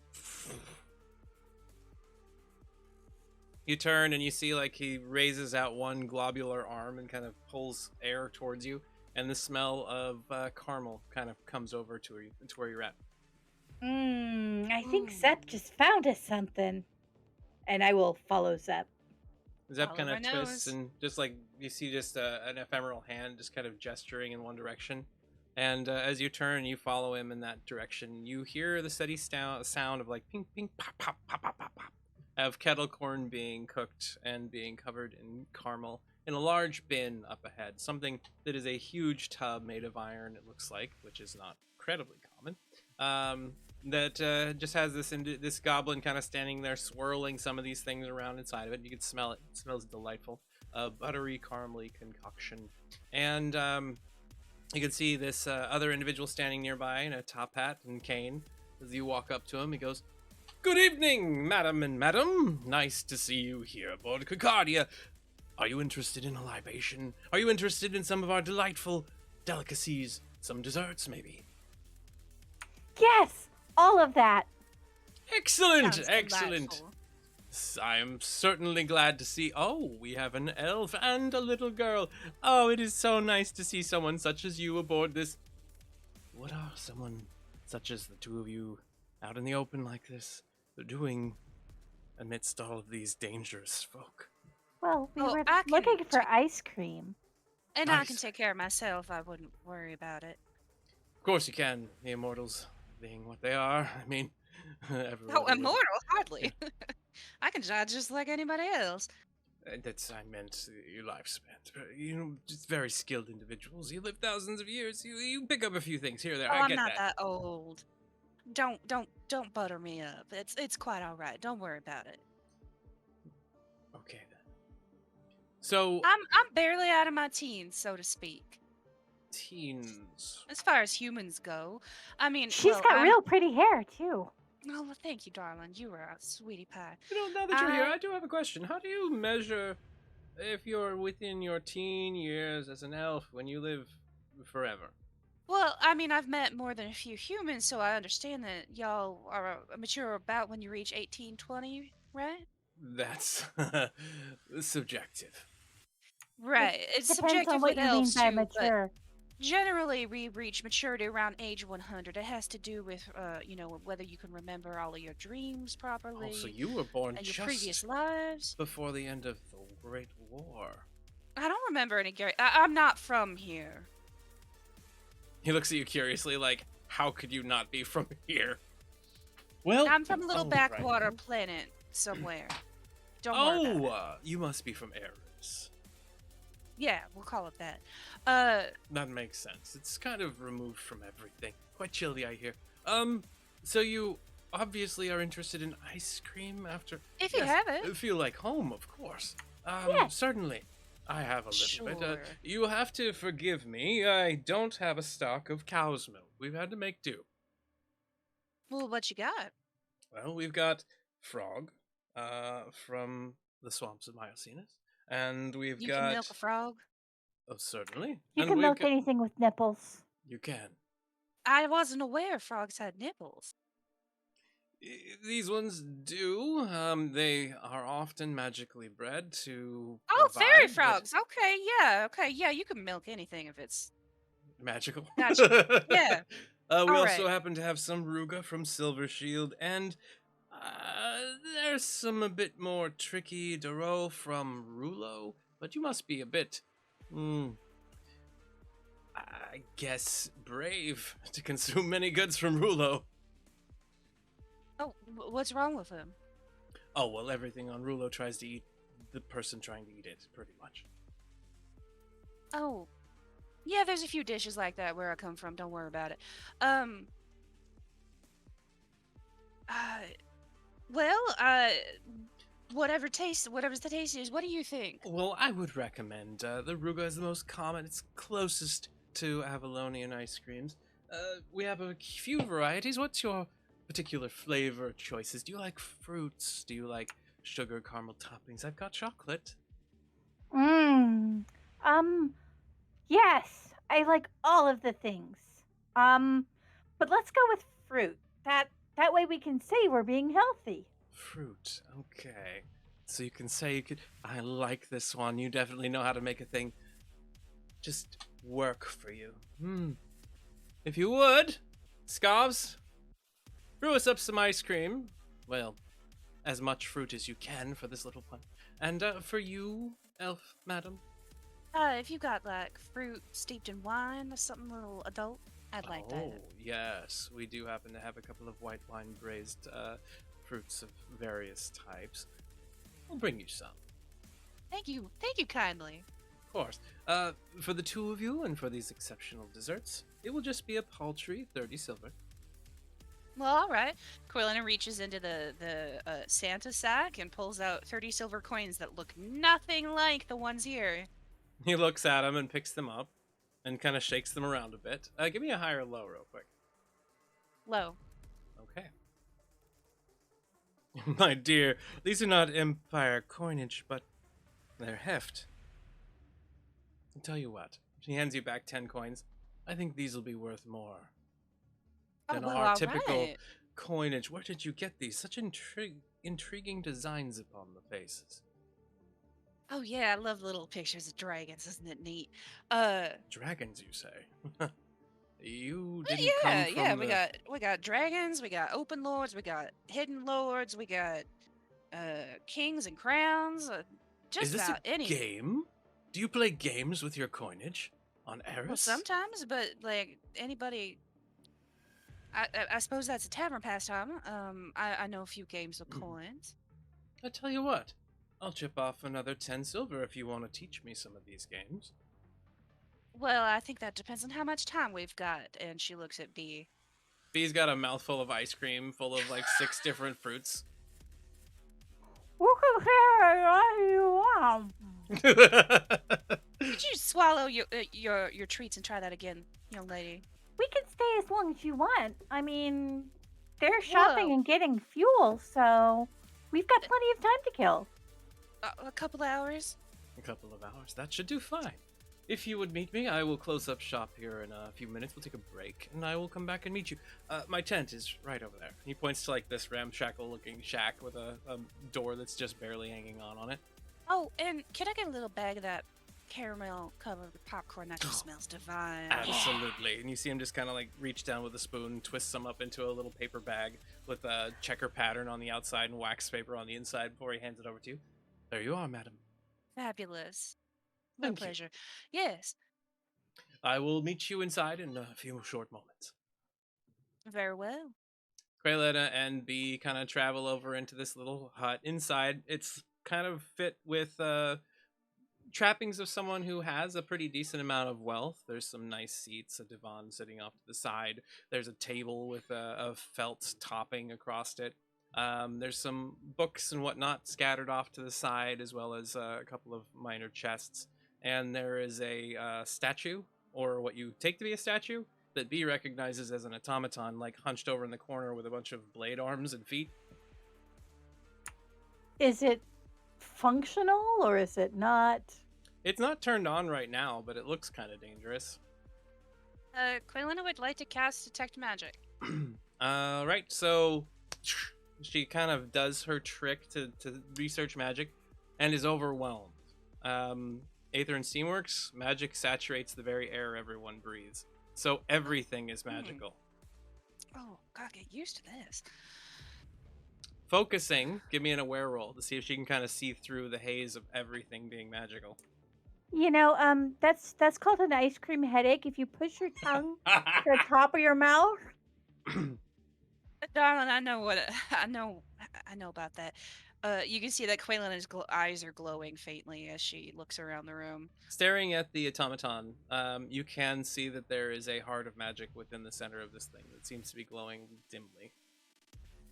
It's not exactly the same amount that you saw inside of Clarion. Well, B gets an ace from Camsteer. I think this golem could be reactivated if we had one of those what do you call them? Aether stones? Ace stones, yeah. It's probably got one in there. It just might need a boost, or maybe it just needs to be turned on. Well, all right.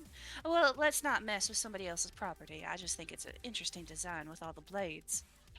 It's kind of pretty, isn't it? I wonder if we could get Clarion blades.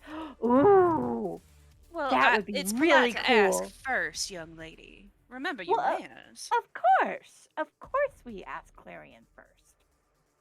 She's very important, you know. You know, the fact really. that everybody calls all this stuff Aether is so concerning, or maybe gives source for Quaylena to think a little bit, because the Aether plane where she's from is kind of the upper crust layer right beneath the heavens in the plane of existence there. Yeah, the ethereal. Yeah, It's ethereal, it's a bridge to the outer planes. Yeah, so if this is some sort of bridge from one life to the next, that's the only way you make a lot of sense of it. Well, yeah. Anywho, Everything's so magical. so you sit there for a little while, and very shortly thereafter, the caretaker like walks inside to see the two of you kind of sitting on those nice cushions. Finished eating up all of your snacks. You see him come in, carrying a couple of little, looks like sugar candies or taffy, saltwater taffy, and he goes, "Little one, would you like a snack while we learn some games?" Oh, yes, please. The ice cream is really good. I'm glad you liked it. We happen to make a fresh batch every single day. Oh, that's fabulous. So if you would, so how do we do this? And you see him like sit down, spread his petticoats, and sit at the other end of the table. And Well, training montage. yeah, we'll see the two of you going into that as we move on to the next person's scene. So Lefe and Umbra, you have been in the Merc Avenue kind of listening around. You're getting a lot of chatter about basically a mixture of things. So are you seeking anything in particular, or just generally what's being talked about? Yeah, generally the news, since we kind of stay out of the news mostly, or like out of mainstream, so he's kind of trying to pick up what's mainstream right now. Give me an aware roll and we'll see what type of details you pick up. Okay. Yeah, any cool like events that are happening currently or anything that's like big. And I said that and I totally forgot what role you asked me for. Aware. Okay. All right. 11. With an 11. You okay with an 11? That's going to be very little information. I'll roll an ace. All right. Might as well. You got a lot of aces right now. Everybody does. Ah, ha, ha, ha, ha, ha. A natural. Yeah, it's 20. better. 15. No, to- actually, an unnatural 20. That's an 30, unnatural 20, yes. 30-20. So, listening around, you hear someone state, "Oh, man. Can't believe that the Empire is putting up so many blockades. We've got this whole cordoning off of Avalon going on, some terrorist threat, something or other." You know, you start hearing details about how there seems to be an organization that is spreading called the Empire Breakers in Albion, in one of the largest cities on Avalon, that has collapsed 2 entire plates, crushing multiple city layers in an attempt to drop some of the top surface level of the cities where the nobility lives, not caring for who they're destroying. You happen to hear that Myocenes is currently undergoing a bit of a political transformation as the Vincier have revealed themselves in full, happen to have some very powerful weapons of mass destruction, and are now bargaining for rights for their people and the Skixen there. Their leader, Red Eye, happens to have actually started to make some headway in that. The Empire itself is starting to change some of their regulations as it comes to the shipping lanes, opening some of them up that didn't previously operate with as little resistance, because they believe that peace times are starting to approach. There are operations to remove piracy more often starting to come out. It's a whole lot of fucking Empire making it so much harder to operate in XYZ parts of the galaxy, of the solar system. There is rumors that there are rifts that individuals starting to slip through all over the place. There is the Grand Library at Eris that holds the knowledge of the Aether Sphere. It appears to have been destroyed and lost beneath the ice. On Rulo, it appears that the suits are starting to lose the war to the scabs as their leadership seems to be taking a lot more political seats there in the council, the O10 council on Rulo. And last but not least, you start hearing people whispering about the fact that they're having a hard time with memory.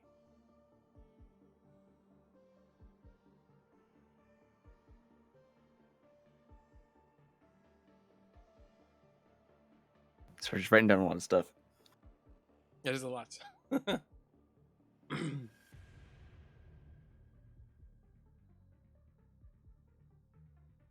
So, Umbra, as you're sitting there and Lefe is kind of moving about, he's just listening to other people and seems to be ignoring you a lot of the time because he's very That's fair. focused. Yeah. You see a few individuals like start whispering about and watching you. Some of them turn as a group and like move into a building. Off to the side, Okay. you see another individual that like sees you, looks at both of you from around a corner, and turns and runs. Can I figure out if they're more intrigued by me or Leife? Give me an aware roll. I thought you were we're going to say both that. pretty cool. Yeah, but You are for the absolutely sake of certain this, I that, will throw an ace. I have so many of these things, even though my awareness sucks. That's better. 9. with a 9, you are rather certain that some enemies of yours aboard this outpost are likely looking out to take you down or to do something bad to you. Okay, so while Leife's doing their thing, I'm just gonna be like, I'm gonna like kind of grab them, and like whisper, Leife, so this time frame we're in, it wasn't a good one for me. This place didn't exactly like me at this time, and I'm worried that there might be an attempt upon my person. I'm fine handling it. I just wanted to let you know in case you wanted to get away from the what potentially could be a violent encounter coming up. Oh, no way, man. If someone's after you in the streets, I'm at your back. All right, ride or die. Oh yeah, hi, yeah. Right or yeah, die? Okay. Okay, yeah. All right, yeah, okay. Well, just okay. I'm going to be on the lookout. But you keep doing your thing. Just if I start killing people, just start killing people. Oh, yeah. Okay. I love this. Bury inside of your mind just goes, you have to deal with these violent compulsions. La It's can't destructive. hear It you. happens to be- No one cares. You find yourself inside of this place completely surrounded by all kinds of individuals, and all I can see as I look out are people shouting for help, like you. Maybe if you talk through some of your problems, you would find that you have more in common with them, and that might make you less inclined to murder one another. Haven't you thought of this? You know what makes me less inclined to murder them? When they're already dead, you can't murder them a second time. That's where I draw the line. So, Umbra, this comes from some internalized processes and problems. Tell me about your mother. you live in there. You can see what it's like. You figure it out and let me know. So, there's some sort of like twinge sensation, and your like left eye closes for a second before coming back open. And, you see the shadows start writhing around you on board the Cacardia as you're walking down through the streets. Where does Leife and Umbra head from here? Do you stay in Merc Avenue, or do you go somewhere else for now? I'm just tag along with Leife. Eventually, I'll probably have to go to like the merchant's quarter, but I'm mostly just following them, keeping them company.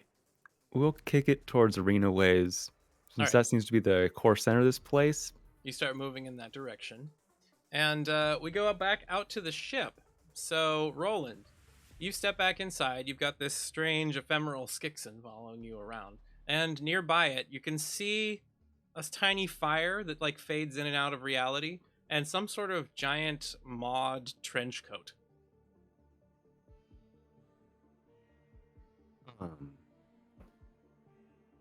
Looks down at the Skixon first. Had a friend. Can you see those apparitions?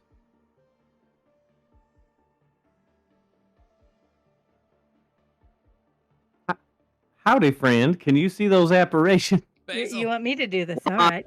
It's you, Basil. Yeah, of course I can. That's Ember and that's Teeth. I'm a little confused that you can, however. Oh, I have a connection with beings such as these. I understand now. My name's Basil. This is Ember. That's Teeth. You might want to stay away from Teeth. Teeth will be fine. I'm not worried about Teeth. I'm a little more concerned about Amber, mostly. And then Roland like points at some of the burn marks on his jacket. I've been dealing with a fire eternal for a little while. Who's I just haven't quite gotten over it. Give me a magical roll, Roland.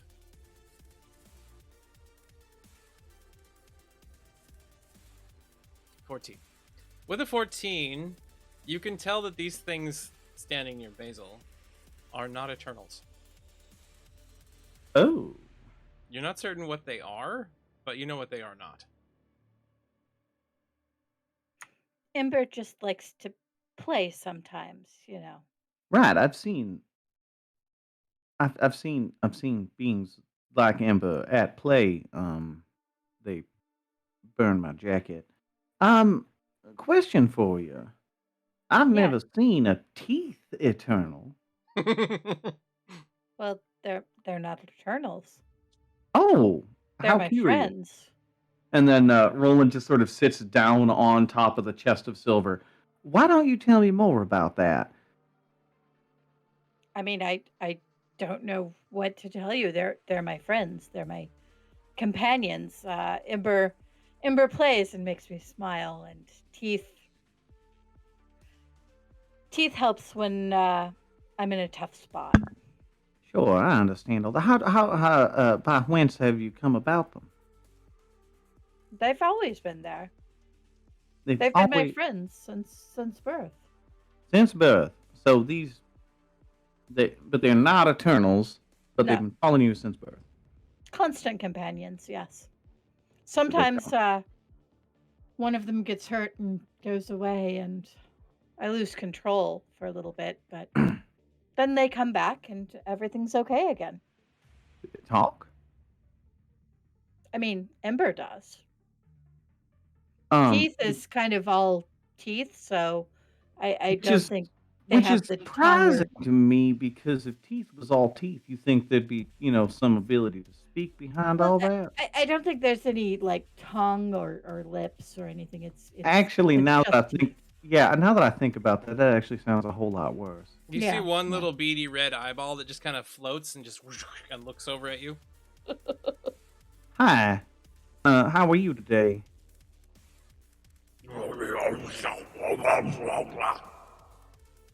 Yeah, no, I understand. It has been a lot, hasn't it?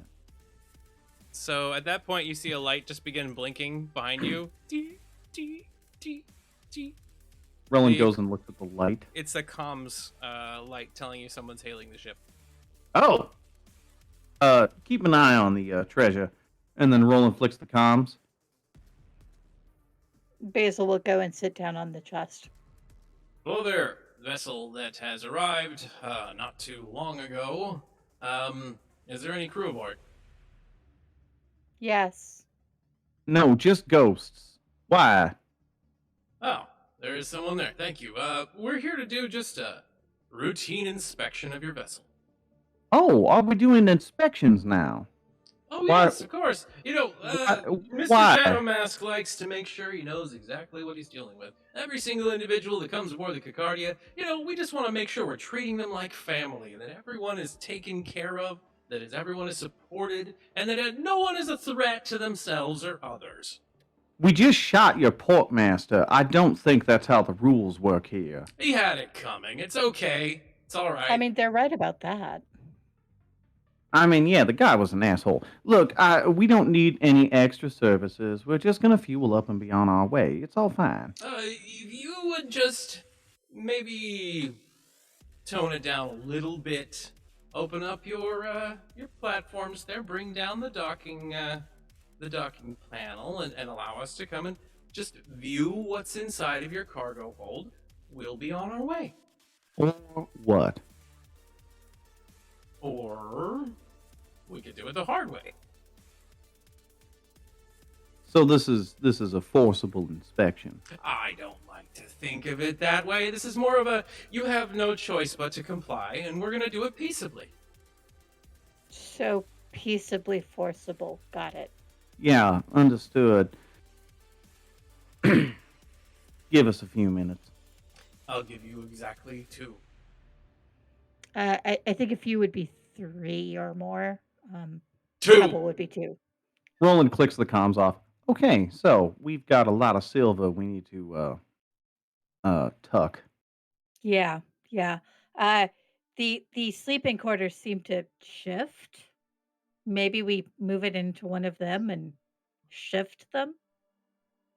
I could oh boy, this is not going to be great. Um I could bring the treasure into the engine room and see if I can connect with the Eternal, and maybe I can oh, that sounds dangerous. Never mind. Mm. Um I mean, they said that they just wanted the cargo hold. How likely are they to actually just want to see the cargo hold? No, that's why I was being so combative with them. Oh, fair, fair. Yeah. All right, let's try the crew quarters, and I will be. Are you capable? I mean, I don't mean to judge, but are you capable of being a frustrating distraction? Ember's pretty good at it. All right, and then I'll help too. That sounds like a Let's plan. make this little visit as unpleasant as possible. I like that plan. We can do this. And then Roland tucks the treasure into Selphus's crew quarters. Maybe there's a demon in there. That'll be very funny. All right, so you head back and you go into Selphus's quarters.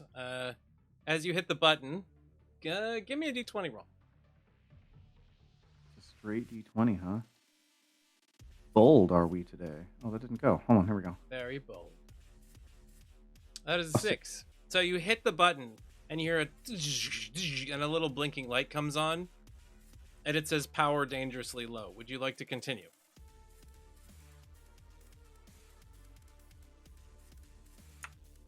I don't know what that says, but the sound is not good.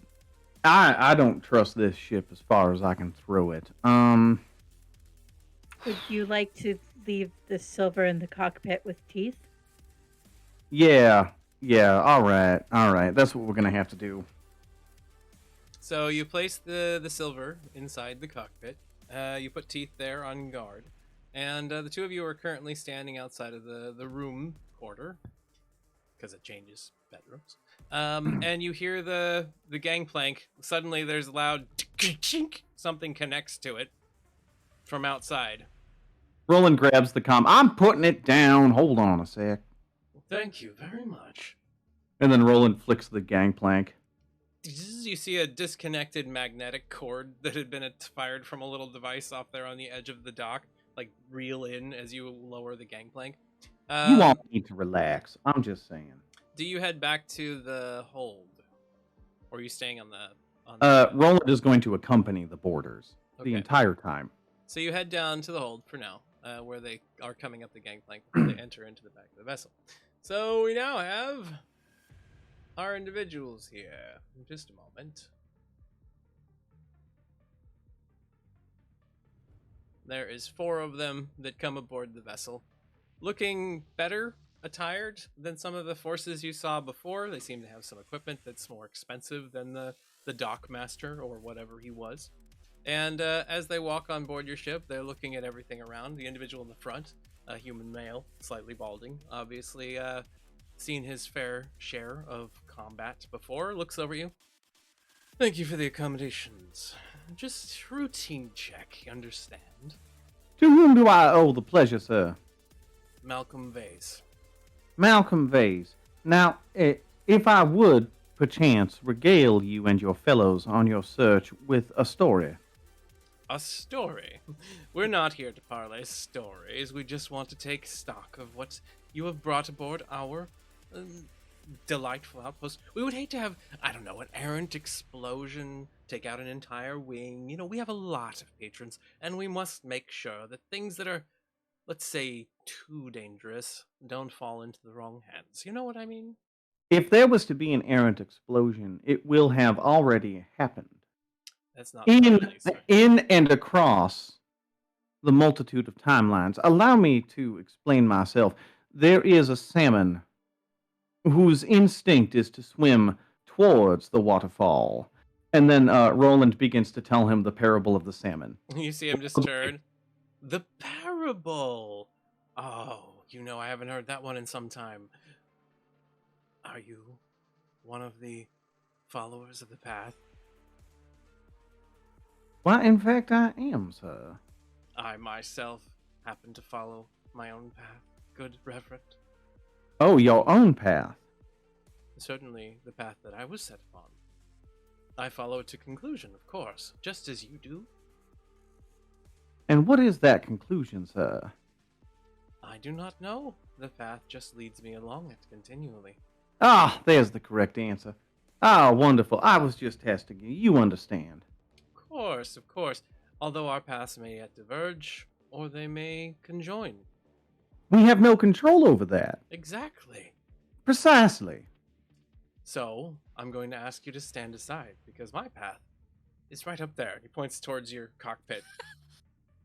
Unfortunately for you, my path is to make sure that you and your men know the importance of the path. You see, sir, I am no simple preacher of parable. No. Then what are you? I am the Reverend Parson Roland St. James September of Avalon. I am one of the progenitors of your faith, sir. Oh, that. It's a shame what happened to the entire district, isn't it? What happened to the entire district? Well, you see, there were some groups, an organization that named itself the Empire Breakers. Ah, dreadfully sorry to tell you. They dropped the entire plates upon that entire city. Is this part of the thing that Roland forgot? No, this is part of the thing that Leife was just hearing about in town. Oh, shit. Wait a minute. The Empire Breakers? Yes, they were a fractured organization. Originally came from the Church of Divine Inspiration and decided to fight the power. They decided to do this by destroying support columns found throughout all of Avalon. Very peculiar thing. They did not seem to care about those less fortunate down below, although I do hear some tried to help them escape. It's a real shame, though. Hundreds of thousands died. The entire district that your church came from, it's become a pile of rubble. Massively unfortunate.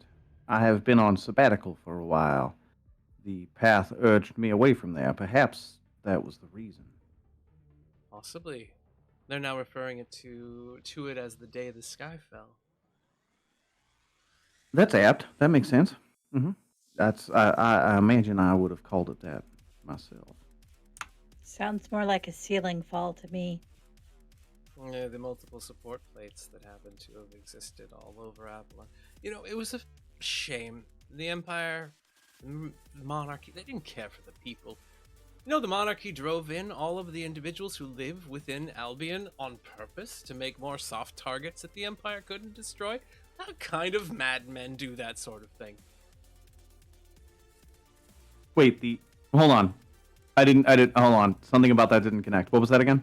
The monarchy drew in surrounding civilizations from the rest of Avalon and forced them to live in Albion so that there was such a condensed population there that while the Empire was trying to destroy the leadership of the monarchy, they would instead have to kill a bunch of civilians to get to the leadership.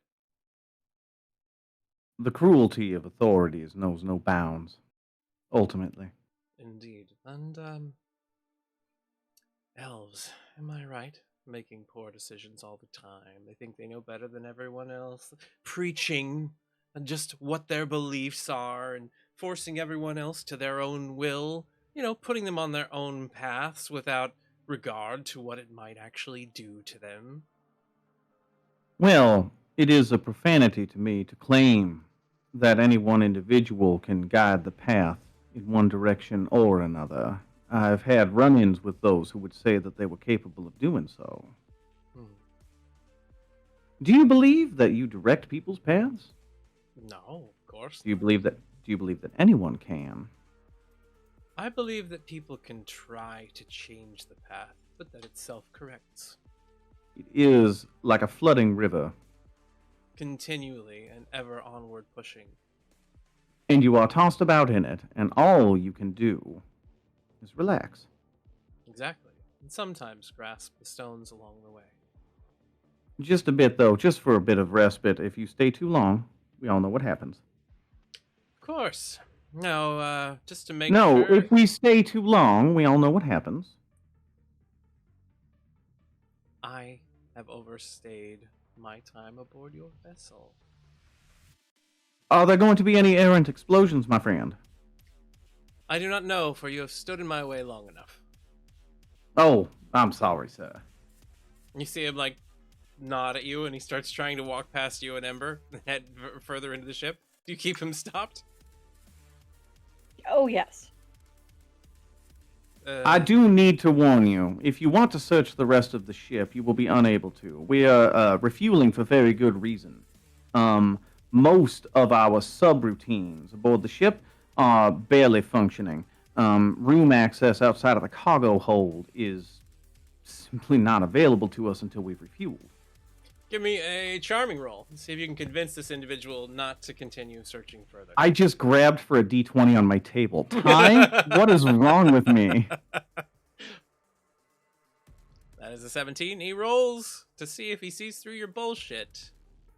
And he looks at you and goes, "Oh, I thought I felt extra-dimensional spaces within here. This is one of those collapsing vessels? What kind of madman... Now, don't tell me that your cargo hold itself is one of these." No, oddly enough. The cargo hold is basically consistent. So, That's as why you're we're here. standing there, Basil, you see some of the soldiers, whatever they are, moving about and kind of poking and prodding through some of the equipment nearby. And one of them grabs a hold of something, and while he thinks you're not looking, just puts it in his pocket. Excuse me, you and the safe tech. Nice safe tech, by the way, but if you could please put that back, thanks. I don't know what you're talking about. If I could check that pocket, I can show you. No thanks, no touching. You see him turn to start walking off the vessel. No. Ember, could you stop him, please? What do you want me to do exactly? Take whatever he stole out of his pocket. Okay. See Ember start hopping over that direction. Give me a charming roll to see if Ember's able to steal whatever was stolen.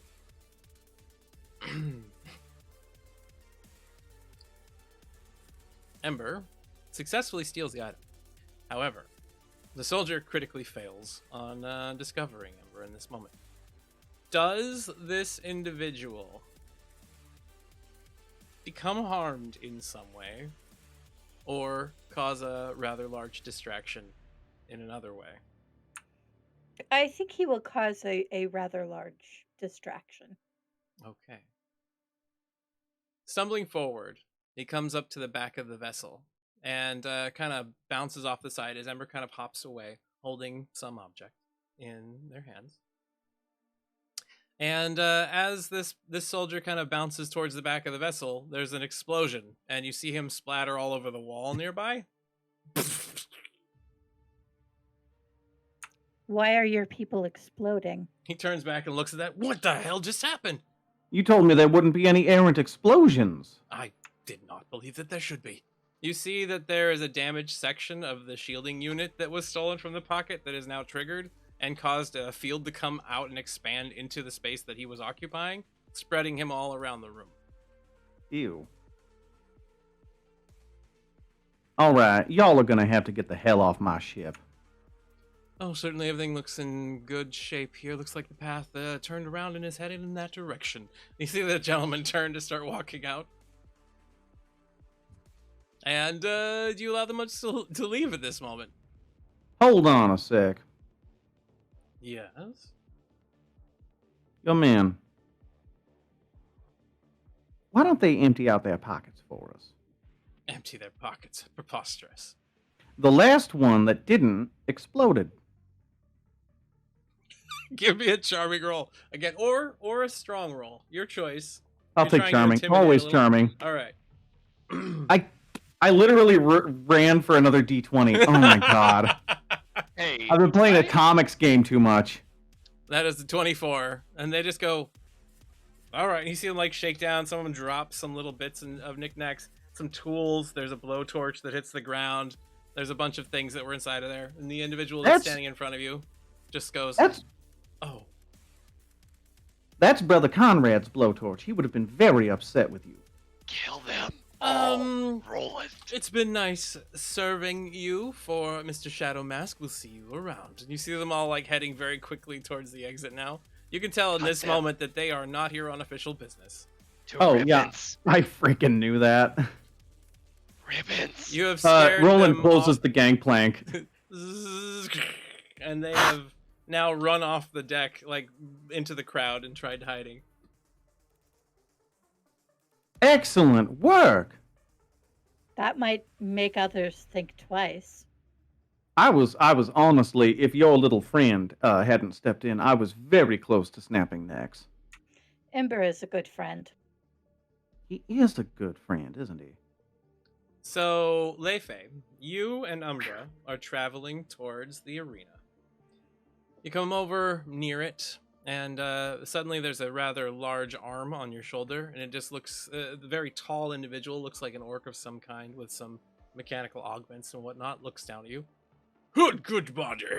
Are you interested in the fight? Fight? Oh, mind. What did you say? You cut out, sorry. The fight? What kind? Well, of course, inside the arena, you can find valor, you can find victory, and you can find wealth.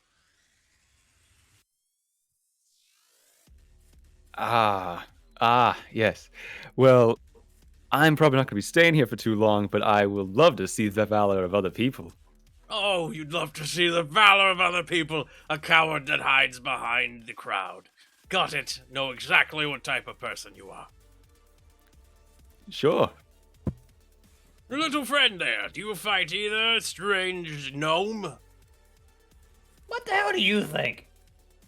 No, it is then. There It's you great. Neither one of you are capable, strong fighters. That's Well, great. Is magic allowed, or is Aether allowed, or is it purely fisticuffs? Oh, certainly magic is allowed. That makes things more interesting, now doesn't it? All right, I'll fight. What's your max bet, and who's the fucker I'm killing? Oh, don't you worry. Mr. Shadow Mask has this set up for you. You see a large group of individuals come around you suddenly. Son of a... That's a good one, actually. And you see them like bump towards you. One of them looks over and goes, Miss Ariane, it's going to be really interesting to see what kind of bets you get as we send you up against the tyrant. If you'll come with us, please. And you see a bunch of armed come individuals on. surround you. I just wanted to drink with the mates. A sword pokes you in the back, and suddenly there are iron manacles around your wrists, Umbra, as you feel intense pain radiating up from your hands. Well then, so Leifei, what do you want to do in this moment? Well, what I said before. I mean, do you wish just to GTFO? Do you, I have you back in the streets, mate. They start shoving you forward towards the arena. Well, do you want to fight, or do you just want to, like, leave this behind us? Honestly, if they're that interested in us, I kind of want to fight and see what they got. All right, well, let's see where this goes then. A moment later, we see like a little scene transition as they're standing in this sand-littered field with pillars all around them. And right out in the middle of it, so we've got Leifei out here. We're almost through the game tonight, by the Just way, like- everybody. By the way, Myself Leifei is pulling up his camera and taking a picture from the center of this. You can see like this massive crowd around you. You see this announcer's box sitting there with this strange gnome inside of a mechanical contraption that just kind of lifts him up above the crowd. And he just kind of turns to everybody that's standing there and watching and starts shouting out to them. Good evening, ladies and gentlemen. I am so happy you could be here for this moment, as we have the Crown Prince of the Tyrell here to fight for us tonight. Give yourselves a bow. Show us who you are. A pleasure to meet you, Leifei Ariane. The crowd just kind of starts cheering all around you. People are like hitting the tables everywhere. And the individual who's announcing just looks over to you. If you would like some minor assistance, feel free to remove those shackles from your little friend. Hello again, Umbra. 3 keys get thrown down into the arena next to your feet, Leifei, as you're standing there. He unlocks his manacles, and Leifei sort of like pulls up the camera and tries to get a picture of both him and Umbra with like the crowd in the background. cheering in the distance. And then the Shadow Mask leader up at the top, floating there, just looks down and says, And without further ado, our vicious champion tonight, the tyrant of destruction himself. Well, the Jundo killed him. and you hear like the crowd just begin roaring out raucously as this thump, thump, thump starts happening out there. Don't worry, And- it's more of a misnomer. He's actually quite of a petite fella. I heard about this guy. Thumping onto the field, a massive horned creature that happens to be standing about 30 feet tall, wielding a massive whipping and barbed tail, just sprays acid all across the arena around it, dissolving stone columns. And that is where we're going to end tonight's episode. So thank you very much for watching, everybody. Hope you've enjoyed yourselves, and we will see you all next time on The Delinquents. For now, we're going to go around the table here and give us our social details, where we can find more of you, and what was your favorite moment from tonight. So we will start, as always, at random, and the first one to go tonight is going to be Benjamin. You're up first tonight. Hey everybody, I'm TT Benjamin. You can find me on Twitter at TTBenjamin1. I'm the host and Dungeon Master of the Lawful Great Adventures podcast at Great_Lawful, a Pathfinder First Edition podcast about 4 friends on a long journey home. I also was Killian Cannon on Telluride, produced by Lawful Great, but I die at the end of the first season, so spoilers. You should listen to Telluride, it's very good. It is very You can also find me on Thursdays with Atomic Zero for Genesis Revelations, where I play Asimov, the fast-talking robot who might possibly be a socialist anarchist revolutionary. My favorite part. God. Okay, this is a cop-out. Everyone's like, the whole thing. But no, honestly, I don't know. I just really, this whole session was just like, so like, just worked. It's just good. That said, I will say Sulfus kind of stole the show with his flubberty druthers all night tonight for me. I just liked every scene that Sulfus was in tonight. Well, that is wonderful to hear. And thank you very much, Party Time, for the bits. Everybody got an ace again. However, you guys are all up to so many many aces. I have like 5. It's okay. 6. You might need them next week. So I'll be all right. I scared that guy off. Okay. So we're gonna move from there to the man of the hour, the Crown Prince himself, standing amidst the giant arena, preparing to fight something that can, well, it's one of the most dangerous creatures on Rulo. Kai, you're up. Hello, everybody. Crown Prince here. Classic. How do I get myself into these situations? You can find me on Twitch at Mascane. My full name's Kai Roche. That's how you say it. That's pretty much where you can find me. I'm here on Friday nights, and I'm doing something else right now, sort of preparing for it, but we'll see. That's about it. What did you like about tonight? What was your favorite? Right.